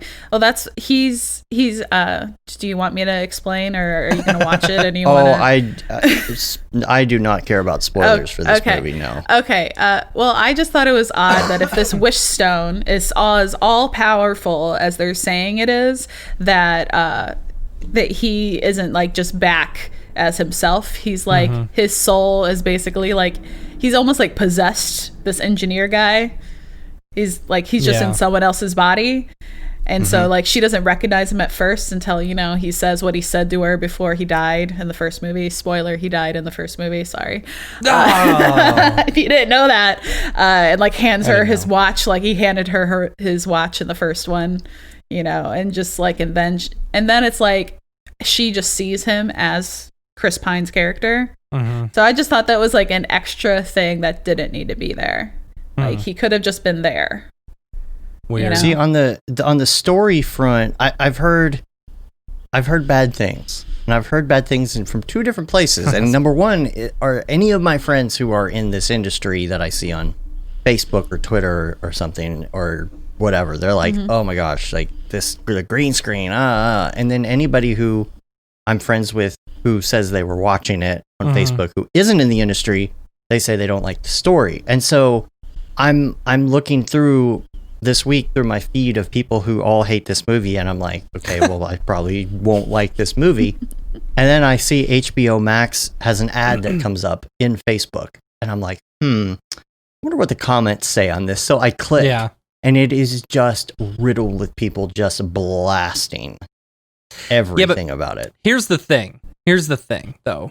Like, I take what people say with a grain of salt because, for example, I was on the chat, our group text with Dave and EJ and Ariev, and they're all complaining about how terrible this season of The Mandalorian is, right? And I heard there was a big spoiler at the end. I'm not going to say what it is. So I'm like, all right, I don't want the internet to ruin this for me. I have been able to avoid spoilers, so I'm going to jam through it over the next couple days. And I've got to say, I enjoyed every moment of every episode. I thought it was good from beginning. I thought it was excellent from beginning to end. Even at the very end when Captain Picard shows up. I thought Captain Picard was a really good addition. I can't believe they brought both Star Wars and Star Trek together into the same universe. So Could you good. imagine that? I enjoyed the latest season. My only critique is like the first couple episodes, and it's probably better since you watched it all back to back. But like waiting a week in between, it was like the first couple ones. It's like, okay, so like the same thing keeps happening over and over again. He goes a place, and then he has to do a thing, so he can. But that's part of the Mandalorian creed or whatever. I right? know, but it was you just make it felt a deal. very.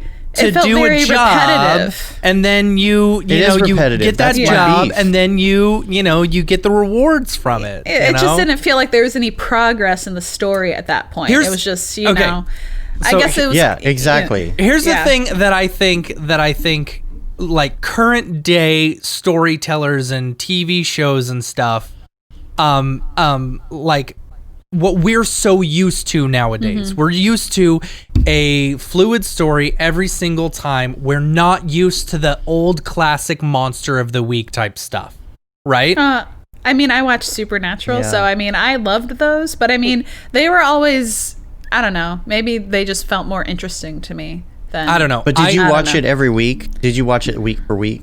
Way for the most part. Early in it. Yeah. See, I also they had feel like 11 seasons or something ridiculous. I think. No, I'm sorry. I mean, Mandalorian. Did you watch it week for week? See, I did. feel like you gotta binge it. I had to. If I didn't, and went to the game night, EJ might spoil it. So yeah, I know he does. I made sure. Yeah. He was good about not spoiling it in our text chain. I mean, I just heard, episode 3 was crap. Episode 5, all right, it kind of brought it back together. But that ending was great.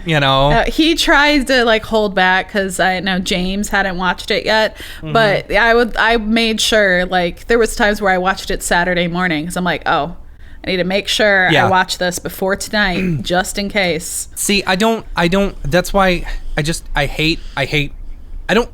like to binge, Oh boy, I left. I was so angry with Matt loves to bring to the forefront whenever there's a technical thing when I'm just fixing it in the background real fast without I bringing didn't know it that was an to it. issue. Sorry, Dave. Yes. No, but like I really like to binge a show, I like to see the story from beginning to end, like one long movie or something. I hate going week to week to week because then you get invested in something and you could get let down. True. If at the end of the season, like David, EJ, and Ariev had all said, that was so crap, don't even watch it, and everyone had said, it's so crap, like Wonder Woman, I probably won't watch it. I might have watched it, before, but now I'm not gonna watch it. I don't know. Yeah.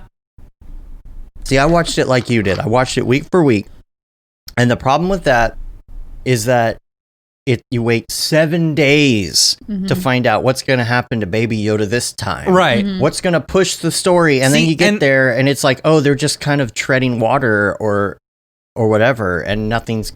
You're Y'all like, are "Ugh." And too so then invested you in wait another Baby 7 days. Yoda. People are too invested in Baby Yoda. It is not Grogu. about Baby Yoda. It is about Mando.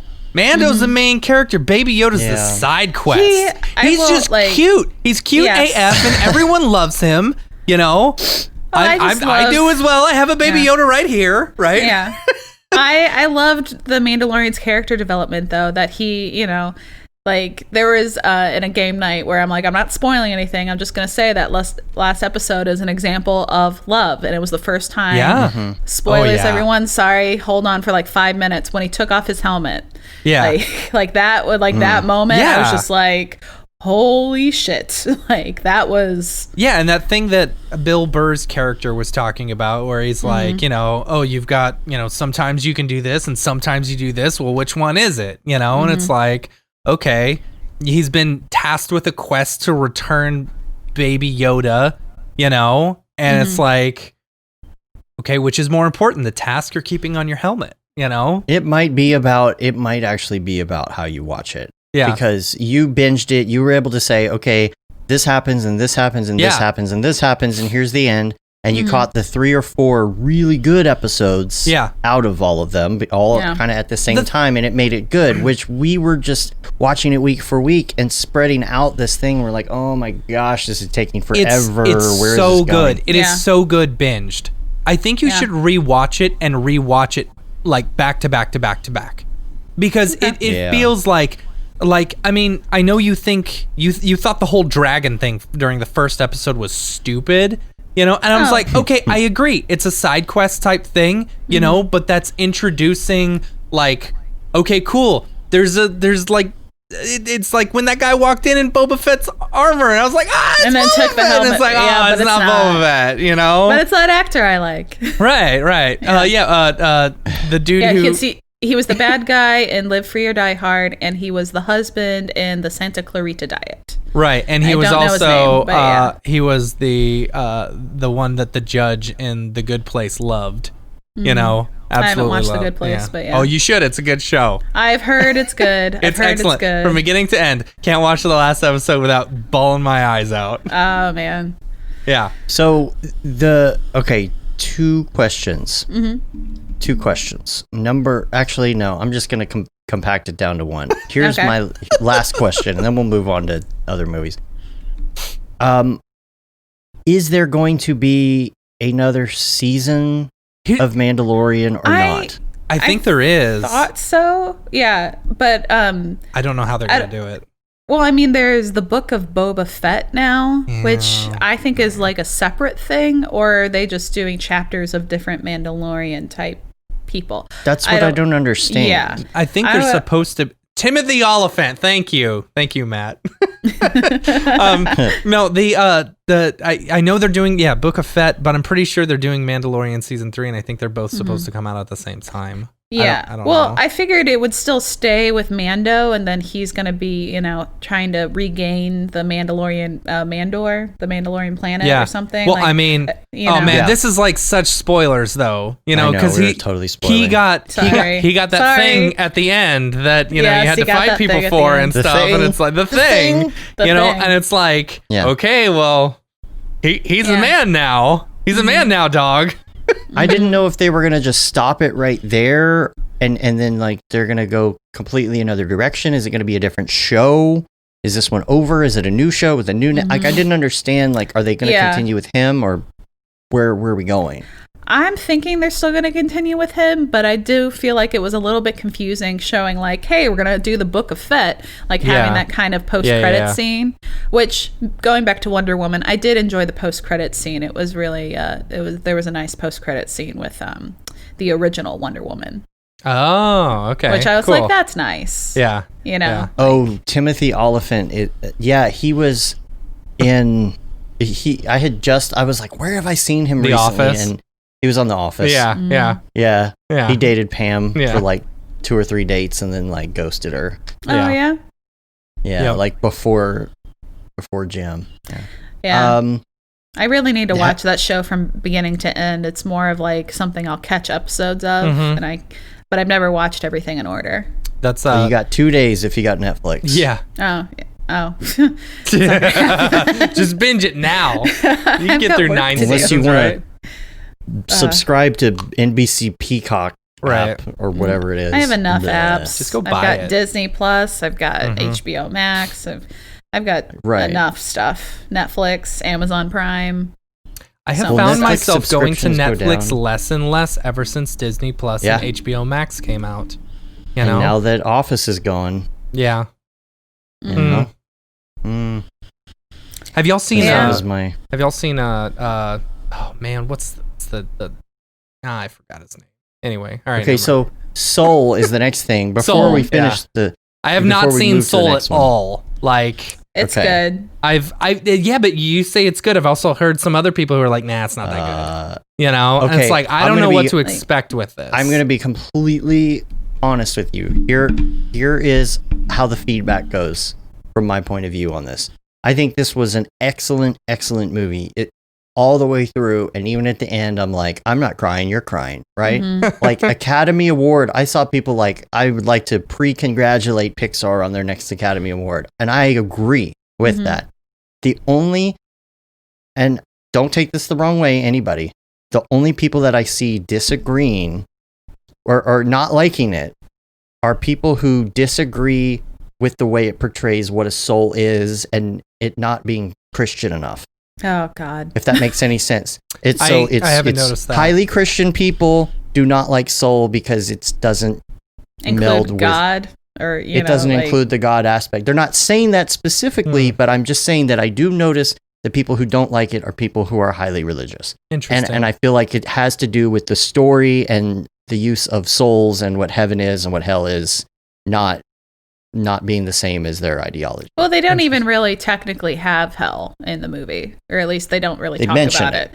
They mention it. Well, they say but HE double never- hockey sticks. Yeah, and then all like the souls are like they know how to spell, so Right. which is really funny. I just love the quiet coyote, and I'm like, is that a thing? Because I don't have kids, so I'm like, it's just Oh, yeah. like, yeah, the quiet I've coyote. heard that.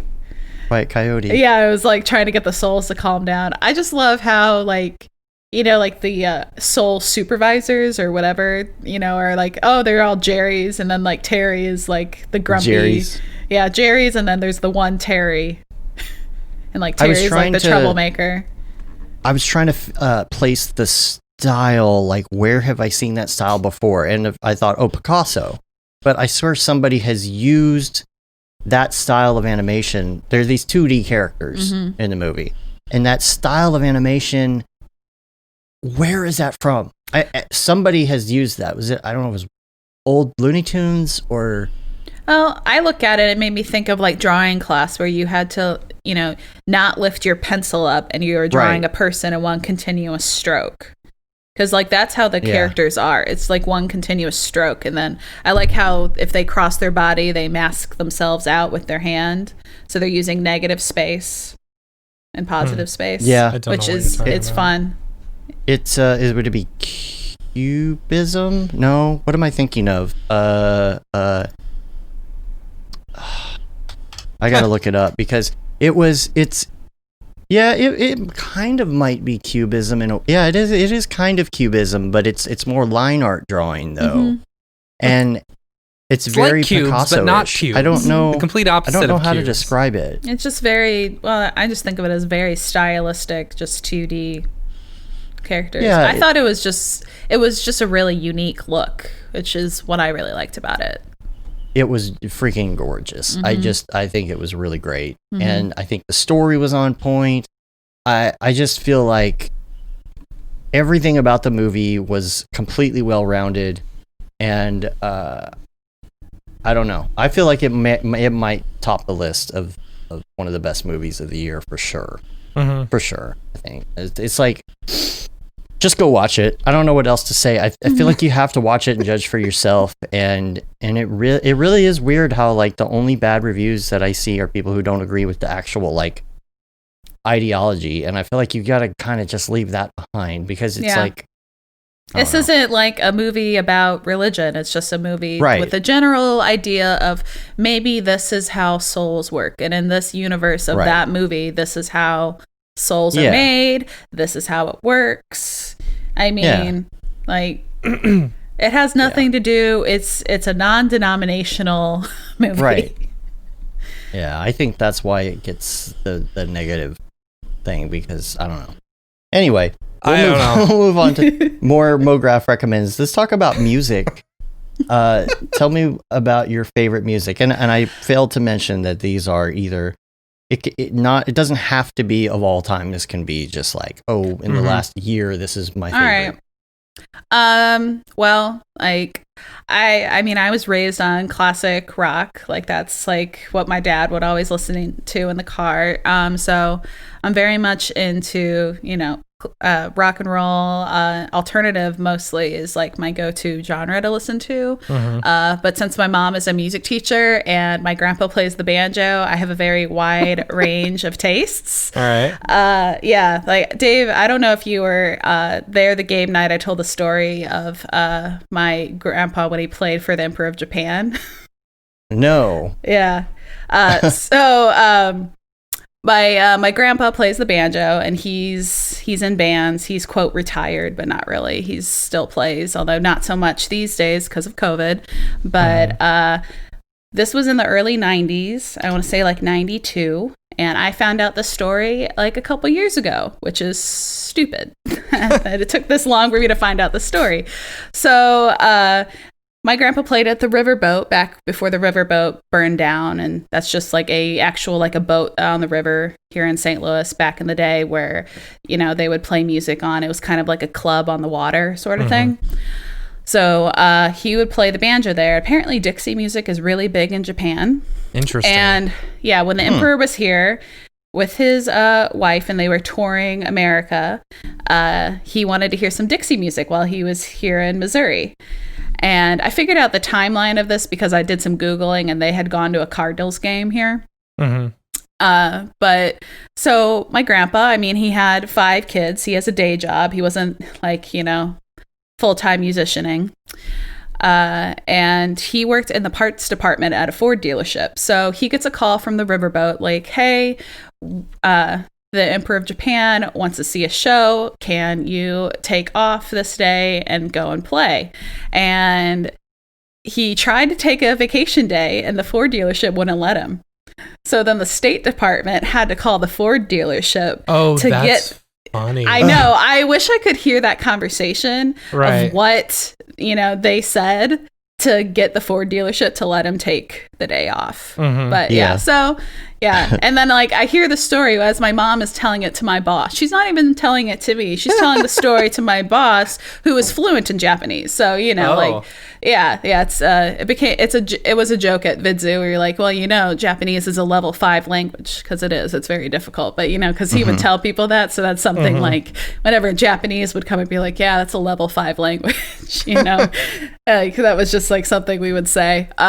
But yeah, so she's telling this story to my boss in front of me, and I'm like, how do I not know this? Why have you never told me? And I bring it up to my grandpa, and he was like, oh yeah, that was cool. And I'm like, what else are you not telling me, Grandpa? But yeah, so back to music. Yeah, I have a wide range. Probably 2 of my favorite artists are Marina and the Diamonds, and I'm blanking on her name. And pulling up my Spotify because I have a playlist of these. Where is it? Oh, yeah. So I have a playlist that I'll listen to a lot where it's Marina and the Diamonds, ZZ Ward, and Jen Wigmore, actually. Like those 3 female singers, which I really enjoy their sound and stuff. But yeah, those are some of my favorites. But I listen to weird music.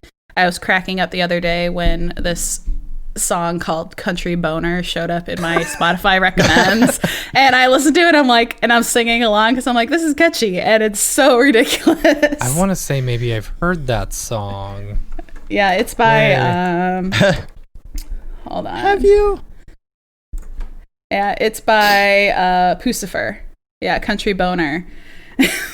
right. And Okay. on his Okay, album, no, I haven't V seen is that. for Viagra. Yeah. That's funny. But it show like my Spotify is all over the place. Nice. I like a lot of things. Nice. And what about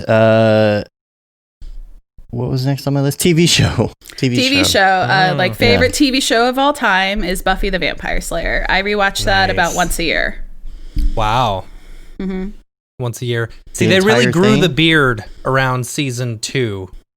You know, like season 1 was it was like, all right, but then season 2 hit, and it's like, all right, this is good. This is good stuff right here. My dad was a huge fan of Buffy the Vampire Slayer, as is my wife. It's funny. Mm-hmm. Yeah. It's just, until that point, there hadn't really been like I don't know. It was just so, you got this petite little blonde who's just like stronger than everybody else and saving the world. And it's really interesting going back and like, I realize something different every time. It's like, oh yeah, this episode where sorry guys, spoiler alert, where she dies, where she dies, like that episode, how they kind of wrapped up like, but you're just a girl, and she's like, that's what I've been saying, and it's just kind of like these things, and like, and then you also realize like if it had ended like it had been originally planned, like Xander and Anya never would have broken up. Tara never would have died. Like all of these things that happened later. I have no idea. Sorry. This show's been out for a long time though, so if you're mad about spoilers, you're just I'm sorry, you're ridiculous. Yeah. Yeah. I was just noticing James's comment in the chat. He's my art About teacher cubism. or my art history wife sitting behind me is like, wow. Yeah, maybe okay. Because I mentioned cubism. There's no cubes. The cubism, okay, so I don't know if it's cubism, but it is definitely very Picasso-esque is what I was meaning to get. But it is, there's one called Head of a Woman, and you can see this stuff. Anyway. Yeah, but the idea of cubism is that you're taking different perspectives of what you're drawing and putting them all together. Mm-hmm. Okay. Yeah, there's... That's why I wouldn't consider that cubism. It kind of has the same kind of feeling, I guess, but yeah, it's not like classic cubist art. I don't know enough about fine art. I apologize to. I actually have my fine art textbook, which is like this thick. Mm-hmm. It's huge. Geez. It's huge. Yeah, and I still remember one important date, which is 1666, which is when there was the Great Fire of London. And that's why a safe bet in my art history class test, if it's architecture in London, it's probably built after 1666 because they had to rebuild a lot of things. That's also the fire that took out the playhouse where Shakespeare's plays were performed. I remember random things, but yeah, I had a whole year. I had a whole year of art history and then plus other classes. Yeah, so I still remember things like that. Cool. Yeah. Mm-hmm. I can Buffy remember the what my Vampire house looked Slayer. like growing up, but I can't remember anything else. Aren't they trying to revamp Buffy the Vampire Slayer? I think they're trying to redo it, aren't they? I heard about that, but then nothing really happened. There was kind of this UK show, which I kind of felt like was a new spin on that kind of idea, which was called Crazy Head, but it got canceled after one season, which is too bad because that was a fun show. It was really fun. It was Kevin on Netflix. says he'll never stop talking about Breaking Bad or The Wire. Are those good? Are those good, Kevin? The first time me and my wife made out was we were watching Buffy the Vampire Slayer. Aww. What episode? Yeah. I don't remember. I was 'cause preoccupied. If it was the sex scene between Buffy and Spike, I mean, that was a good one. So the next question on the list is about podcasts. Do you, first of all, listen to podcasts? I do. And second of all, tell us your favorites, and do you listen to things related to Mograph or unrelated to Mograph? Both. I listen to, I'll listen to the Grayscale Gorilla podcast. I'll listen to the School of Motion podcast, Motion Hatch. Where's my podcast? There they are. That is quite a good handful. I mean, handful yeah, there. I listen to a lot. I listen to Animalators, the Cartoon Brew podcast sometimes. You guys, of course. Some the non-motion related podcasts that I'll listen to are for a local show here called The Rizzuto Show, which is a lot of fun. And then I really enjoy Time Suck with Dan Cummins. Okay. What is that one What's that about? Yeah. Time Suck with Dan Cummins. Each episode is of a different topic, and he like really dives deep into things like like the flat earthers or the Nexium cult or the acid bath killer or Tim Bundy. Is it Todd Bundy? Ted Bundy? Yeah, Ted Bundy. I was messing up my name. So I was like, I know Bundy and he's One of those. terrifying. Yeah, that's serial killer, and he, or like the grandma killer that was like in Russia. And he like dives through, like he'll do the timelines and stuff. Like I had no idea that President Johnson was so obsessed with his dick. Yeah. I had no idea, and like learning about that, No idea or about that. like, Yeah. oh yeah. Yeah. He called it Jumbo. Yeah, he used to He like referred to it as Jumbo. pull it out all the time. Yeah. And it was just like crazy. Like this was happening in the 60s. Yeah. Like, like if that happened today, Yeah, man, no. they would be Johnson? just Yeah. Yeah. Is The that one what that they took call it? Johnson, over. yep. Yeah, the one that Yep. took over after Kennedy was assassinated. Yep. He was vice president. Yeah, Yeah. Is that what they call it, Johnson? Like there was an Maybe. interview once where it was like, well, why are we in Vietnam? And he totally pulled it out, and it was like, this is why. Yes. What? Yes. I What know. planet have I been living on? I Yeah. know, but you learn all these crazy things in Time Suck. I really enjoy listening to it and learning about that. And All right, there's a I'm lot of in. episodes. But yeah, it's just, and you can just page through and just grab what you want. But he's on Spotify and iTunes and stuff. But yeah, I See, that's it's- what I like listening to different podcasts for. Like, it's great. You can go listen to Mograph podcasts and things, but like, you get this other flavor and you get other inspiration, and it could be, there's like productivity podcasts, like Merlin Mann, he's going to help you with like, maybe your business aspect of things, but there's so much inspiration you can draw from things that are not Mograph related. Yeah. I like to learn, and history is kind of fascinating. Like there was a president way back in the day, like before we got to the North Pole and the South Pole, who believed in the possibility of there's mole people. Right. You Wow. know, yeah, and it's just Okay. like a funny thing to just know offhand. Like we had a president who believed in the possibility of mole people. Yeah. Well, at that time, they didn't really know that much, so it isn't really like that crazy. But it's just if you just like leave that part out, like there was a president who thought there might be mole people, you'd be like, wait, what a minute, like what? Like Yeah, our but- presidents are supposed Yeah. to be smart. They didn't realize it was actually Not anymore. lizard people the whole time. Yes, there is actually an episode that goes all through like the lizard, like people kind of conspiracy theories. He loves breaking Nice. down conspiracy theories. Like that's why he did that whole episode on the flat earthers and all that stuff, which is funny. Yeah. All right. Next question is, now I will say, short of render engines, what is your favorite plugin to use? Okay, so X Particles is a plugin, right? Like, Yeah, is that considered? totally. Yeah, Yeah. like so. Yeah. Totally. Yeah. So 3D related, X Particles is definitely my favorite plugin.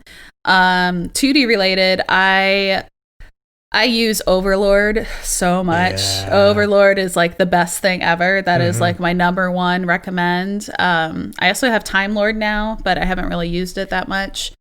I also love, of course, Red Giant and Trapcode Particular. I use that a lot. And then I also use Mount like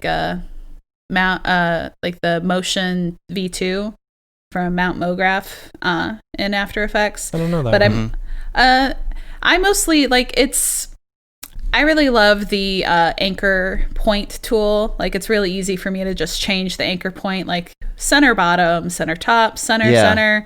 That's It's a good just one. That's a must-have. that's mostly what I use it for. That and creating a quick vignette or copying keyframes on multiple layers that allows you to do Oh, that. gosh. There's a lot of All right, nice. you sold me. I'm Yeah. gonna buy it right now. Yeah. There's a lot of good productivity things hidden in it, and I've had that one for years. They also have and the burst option in there is great for if you just need to do like a quick cartoony burst, like a pop.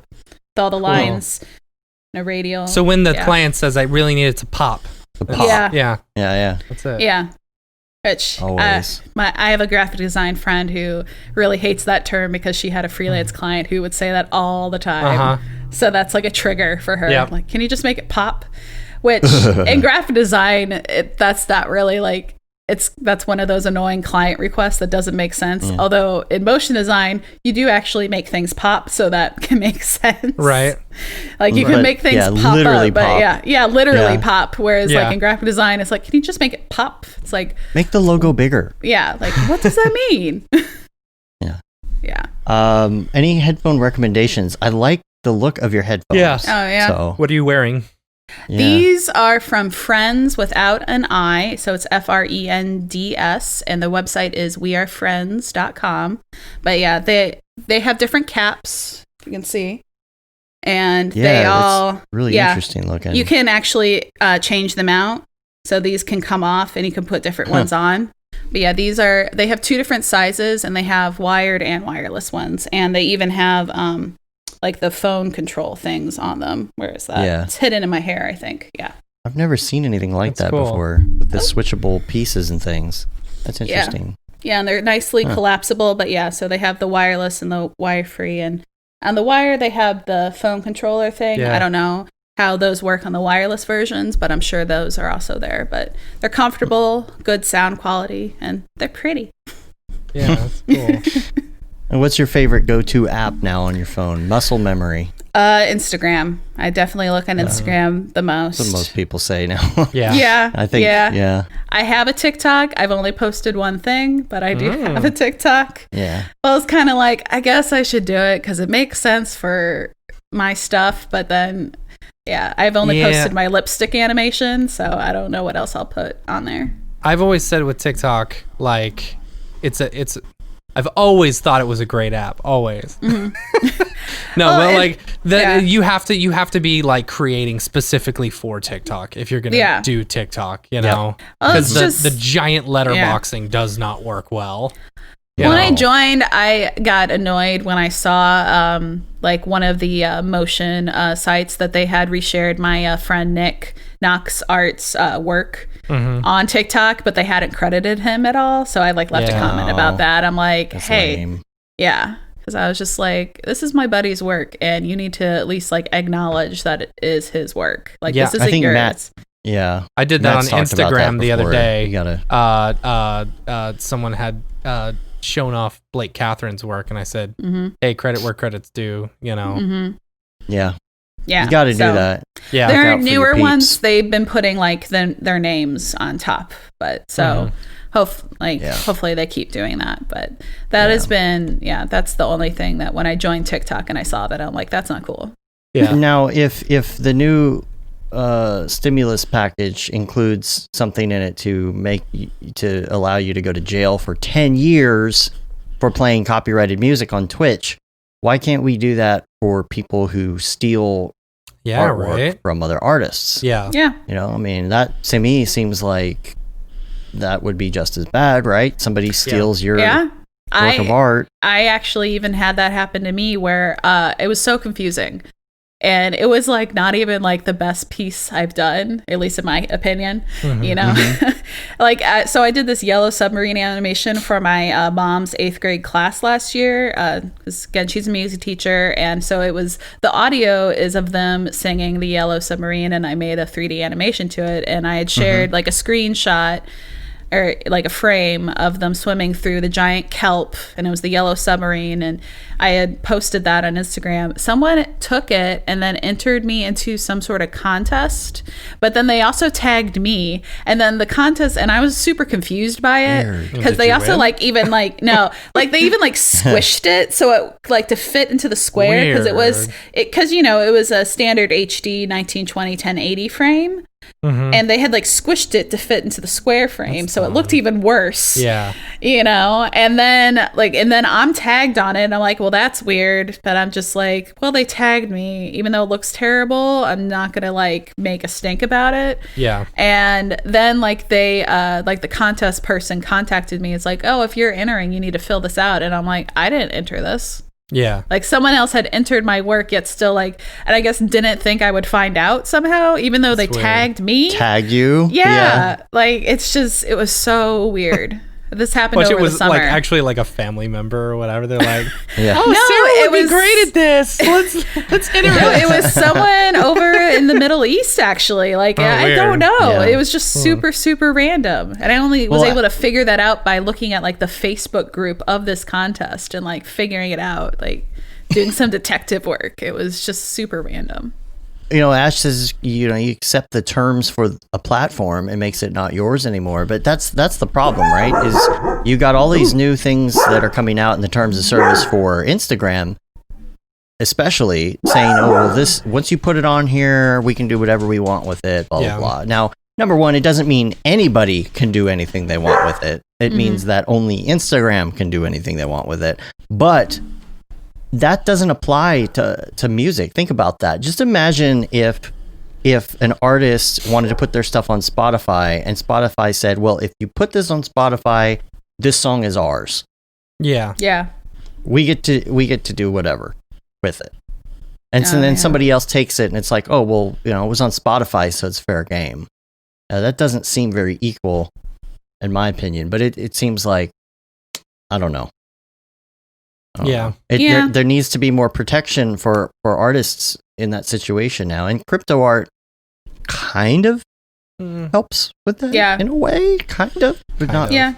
but not quite. But it's like, well, why don't, if we're going to make these weird Twitch laws and things, why don't we just go across the board with copyright? Mhm. Why don't you just say, okay, we're not going to change, you know, oh, you can't play this on Twitch or go to prison for 10 years. Why don't we just say, if you steal people's art and try and resell it, I mean, You're I'd be in going to- trouble there because I took a screenshot of him, you know, his reference picture of him. but you're not screaming out selling, The, but you're not For the selling it. hair. Yeah. You're not selling it or using it for any sort of financial gain or anything. I'm just doing It's it for the more like a- memes. Just doing it for the memes, for the memes. lulls.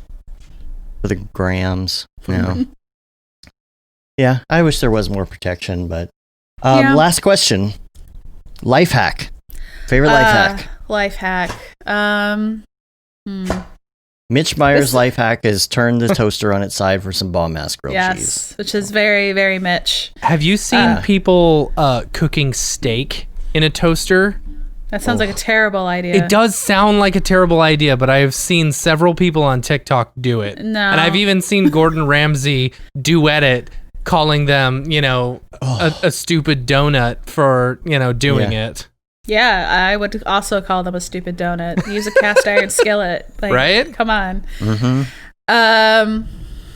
Yeah. I mean, life hack. I guess that like roasting a chicken and then just throwing the carcass of the chicken into your slow cooker with a carrot or like with a full size carrot and a full size celery stick and just covering it with water and you just cook it on low and you make your own chicken stock that way with like Nice. minimal.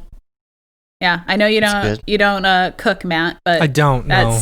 that's a very easy thing. Like I make my own chicken stock that way. I'll be doing that later tonight. But Have you seen watching TikTok, all these cooking things? You know, I like to enjoy the cooking channels. I don't actually do it myself.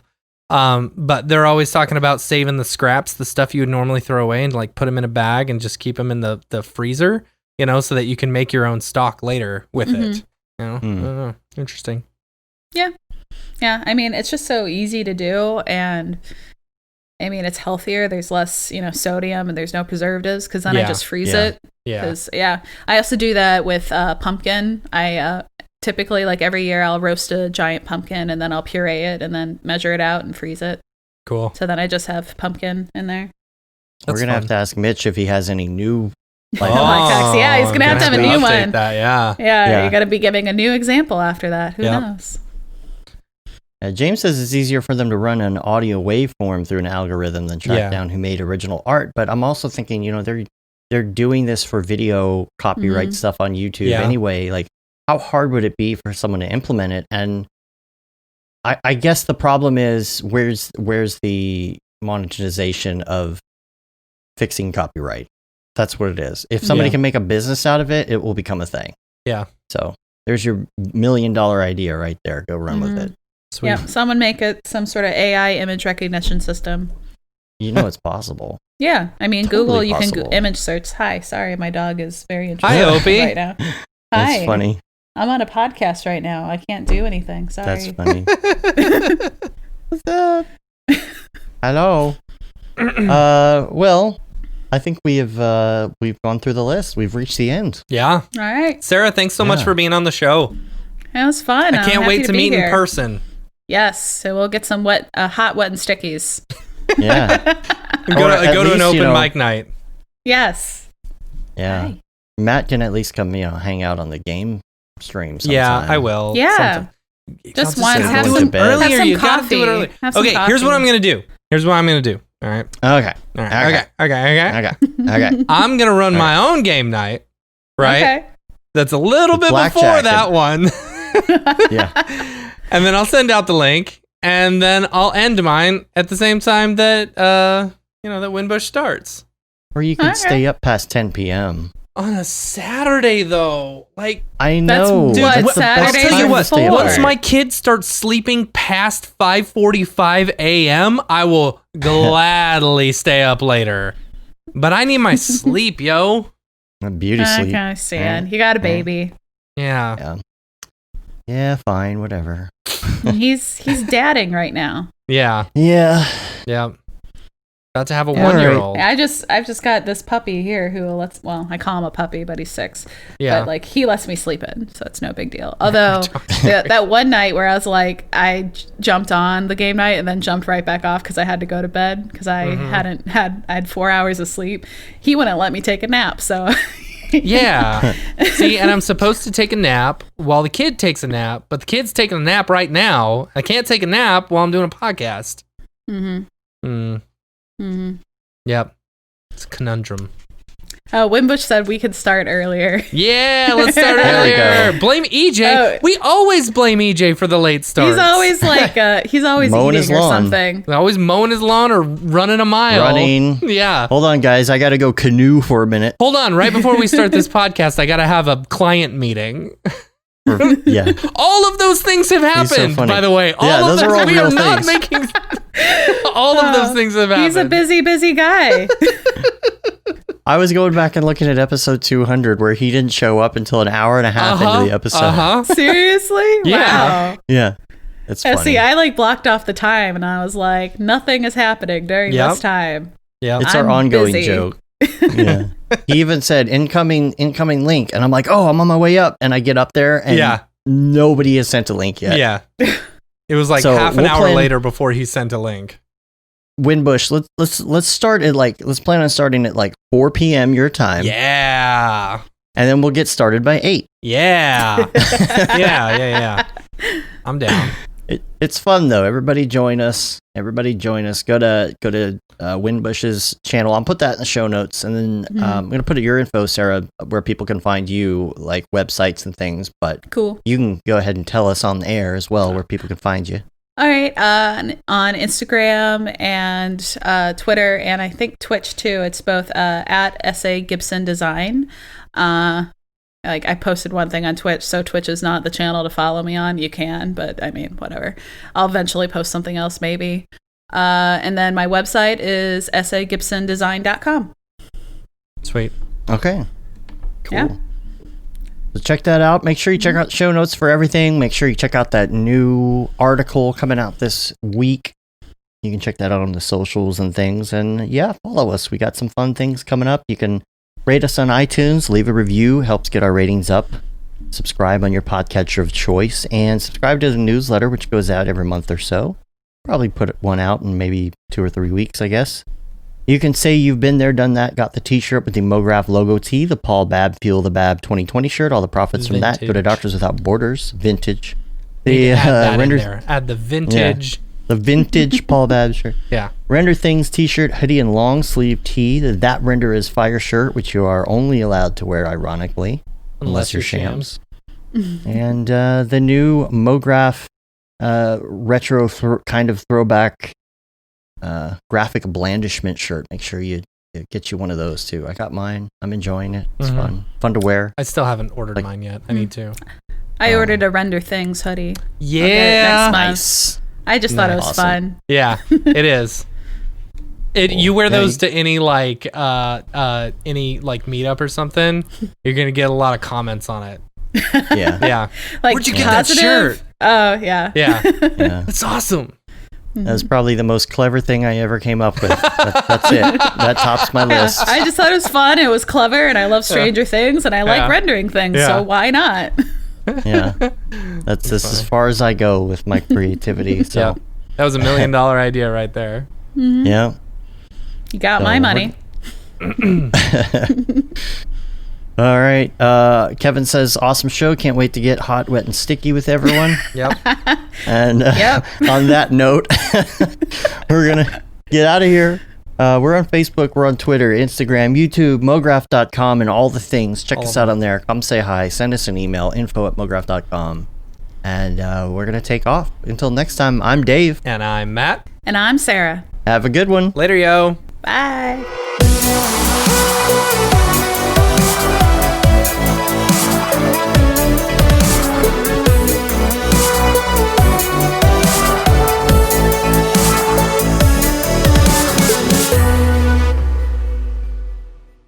It's pretty good, I guess.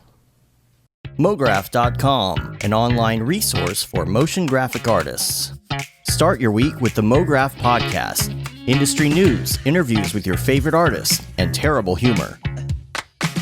Watch live shows and interviews from Mograph events like NAB, SIGGRAPH, Half-Res, and local meetups. Our Mograph Talks feature live demos and motivation from artists all around the world. Sometimes you gotta make stuff that you're not gonna put on your reel, and I'm not here to judge. What if Rick and Morty show up for the countdown at midnight? That's where I peaked in life, in my career. We gotta stop this thing, Rick! It's gonna kill us all! Hear from the people that create your software, design your render engines, and artists that are changing the face of modern motion graphics. You get that render done. Yeah, you better frame what? Mograph tutorials and online classes will teach you about Cinema 4D, After Effects, as well as other popular software and render engines. Throw in the HDR Studio, take the render settings, pick the HDR, put in a reflection, and gorgeous. Branch into new software. Learn time-saving tips, techniques, workflows, and lessons that'll keep you up to date in the world of motion design. Oh, brother, those are some of my favorite elves. I love projects that scare me. When our art director comes to us and asks for something that I had never done before, man, it gets me pumped. Join the conversation in our live sessions. Check out our plugins, or join the hundreds of daily active users in our Slack channel for technical help, advice, contests, or just to joke around. Real nice banana. Ah, that's so funny. All right. I'm gonna live forever.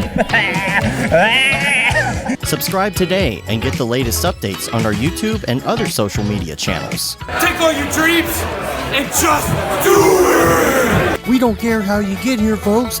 Just get here. Subscribe to mograph.com.